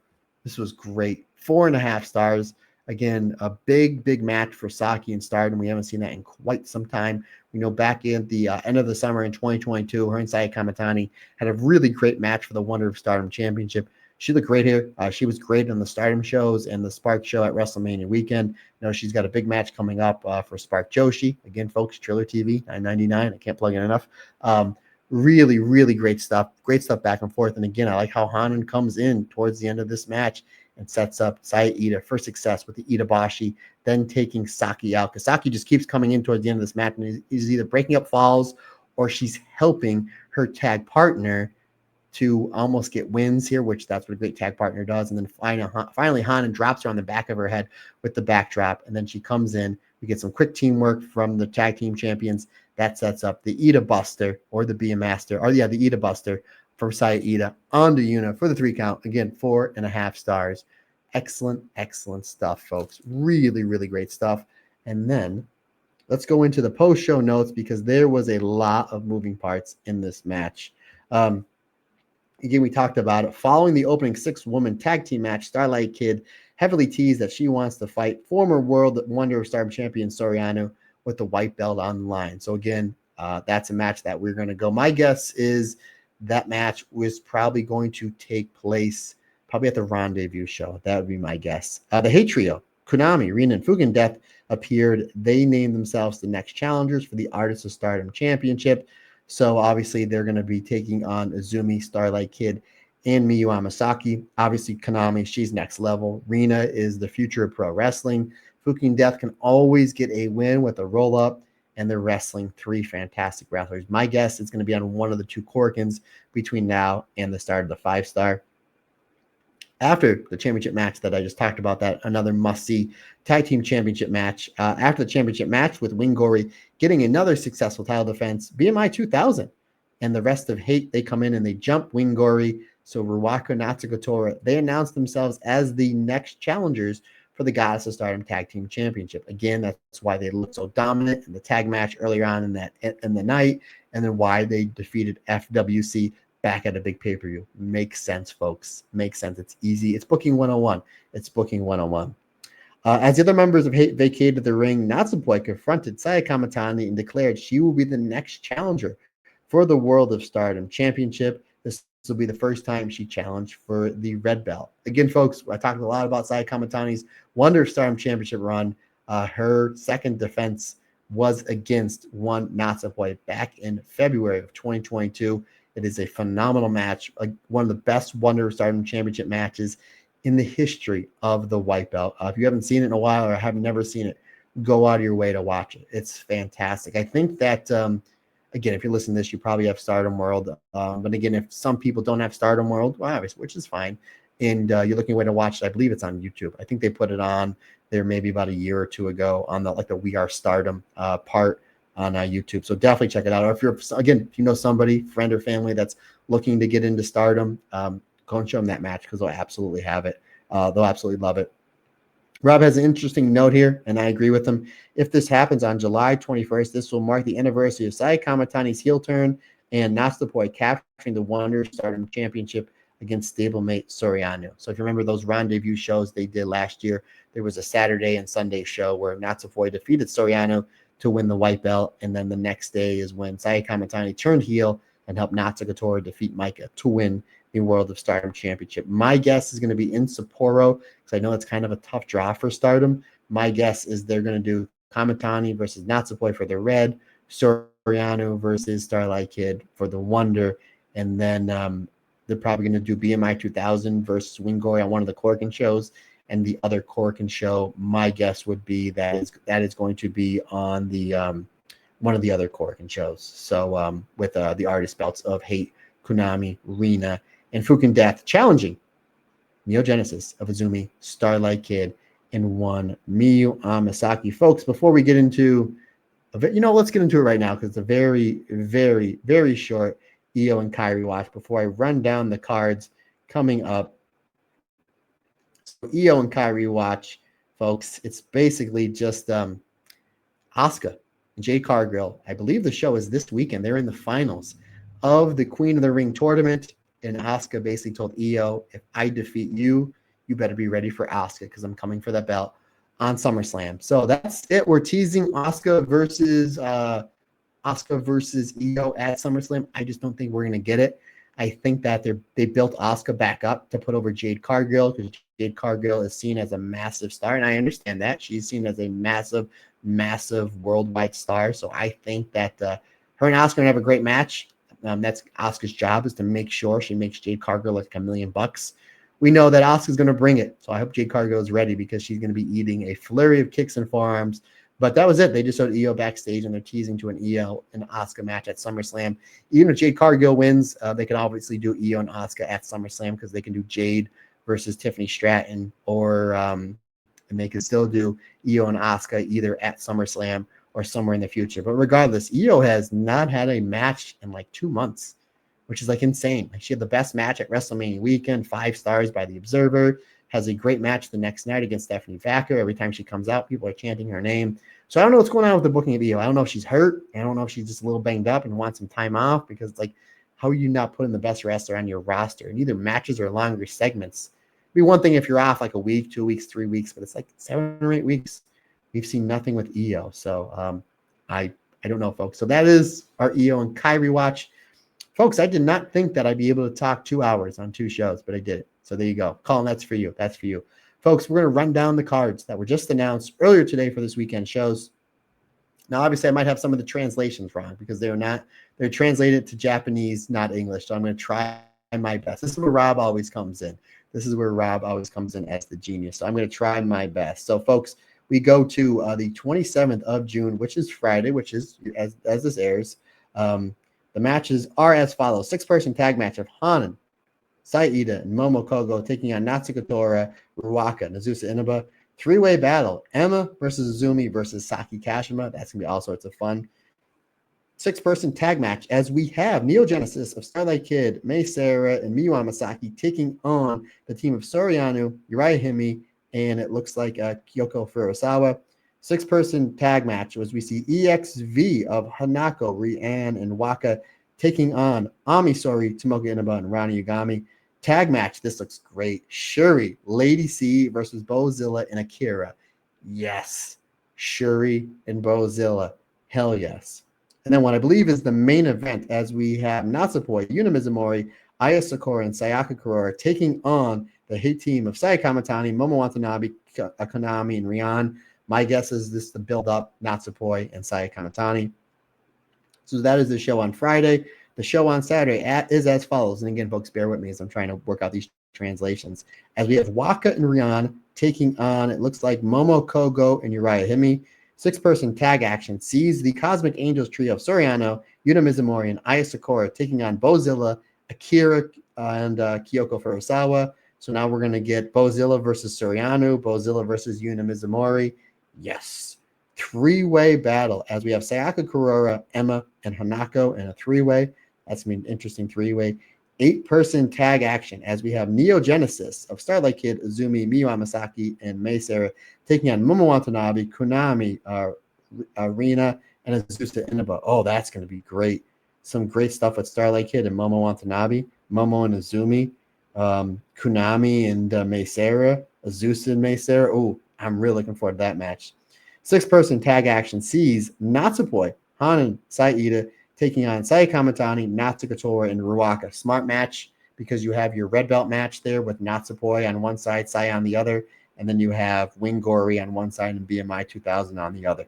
Really cool stuff. I like it when they kind of mix up the factions a little bit just to put over the title matches. That's going to be great because Hanan, Saida teaming with Natsupoi, yes. And then Saya Kamatani and BMI 2000, phenomenal. And then we have, I guess, listed as the main event, Saki Kashima Triumph or Special. Basically, it's all the members of God's Eye. God's Eye members are divided into 4 or 3 by teams by a lottery. The lottery will be held before the first match. So, yeah, interesting stuff there. And then we have a show on Sunday, the 29th. Hina and Rani Yagami taking on Bozilla and Akira. My guess, that's going to be Bozilla dominance. Tag match, as we have Ami Sourei and Lady C taking on Emma and Mei Sarah. Another tag match of Hanan and Kyoko Furusawa taking on Natsuko Tora and Ruaka. My guess is that just to build up the tag match. My guess, Kyoko, you're probably in the fall there. 6-person tag action. Syuri, Saki Kashima, and Tomoka Inaba taking on Yuna Mizumori, Aya Sakura, and Sayaka Kurora. Yes. Excited for that match, folks. Excited for that match. 6-person tag, as we see Waka, Hanako, and Rian of EXV taking on Uriah Hime, Momo Kogo, and Saida. Basically kind of the trial of Uriah Hime to prove that she belongs in Stars. In the main event of this show, see Starlight Kid, Azumi, Miyu Amasaki, Natsupoi, and Saori Anou taking on Saya Kamatani, Momo Watanabe, Konami, Rian, and Azusa Inaba. Wow. So you basically have Starbomb, Miyu Amasaki, so your artist champions, teaming with Saori Poi to take on Kamatani, Momo Watanabe, Konami, Rian, Azusa Inaba. Probably the match I'm looking forward to the most. Wow. Really great stuff. Really great stuff. Folks, I'm exhausted. 2 hours all by myself. I hope that was fun. As you hear, I'm losing my voice. Hope I was able to make sense of everything, especially there towards the end. I hope you enjoyed all this great wrestling because this was really fantastic stuff from Stardom. 2 great shows. Again, Tropicana Wild looked phenomenal. Sakura Demon, Tropicana Wild. Again, I said about Saori. Sign Saki. Put her in Cosmic Angel. She was, kind of a satellite member of Cosmic Angels. Having her team up with Yuna from time to time and maybe 6-person tag matches with her and Saori Poi. So much you can do. So Stardom, sign Saki. Folks, I hope you enjoyed everything. Questions, comments, suggestions, anything you need from me, Matt Turner OF, on the Instagram and the Twitter is the easiest and fastest and best way to get a hold of me. If you want to shoot me an email, that's perfectly fine. The email address simply is thestardomcast22@gmail.com. Folks, thanks again for bearing with us as Rob continues to be out with that back injury. We hope that he is back sometime next week. If not, we're just going to fly this ship solo, and that's A-okay. But we greatly appreciate your support. Can't do without you. Like I always say, just not my podcast. It's our podcast because we're all together. Everybody's different. Everybody's special.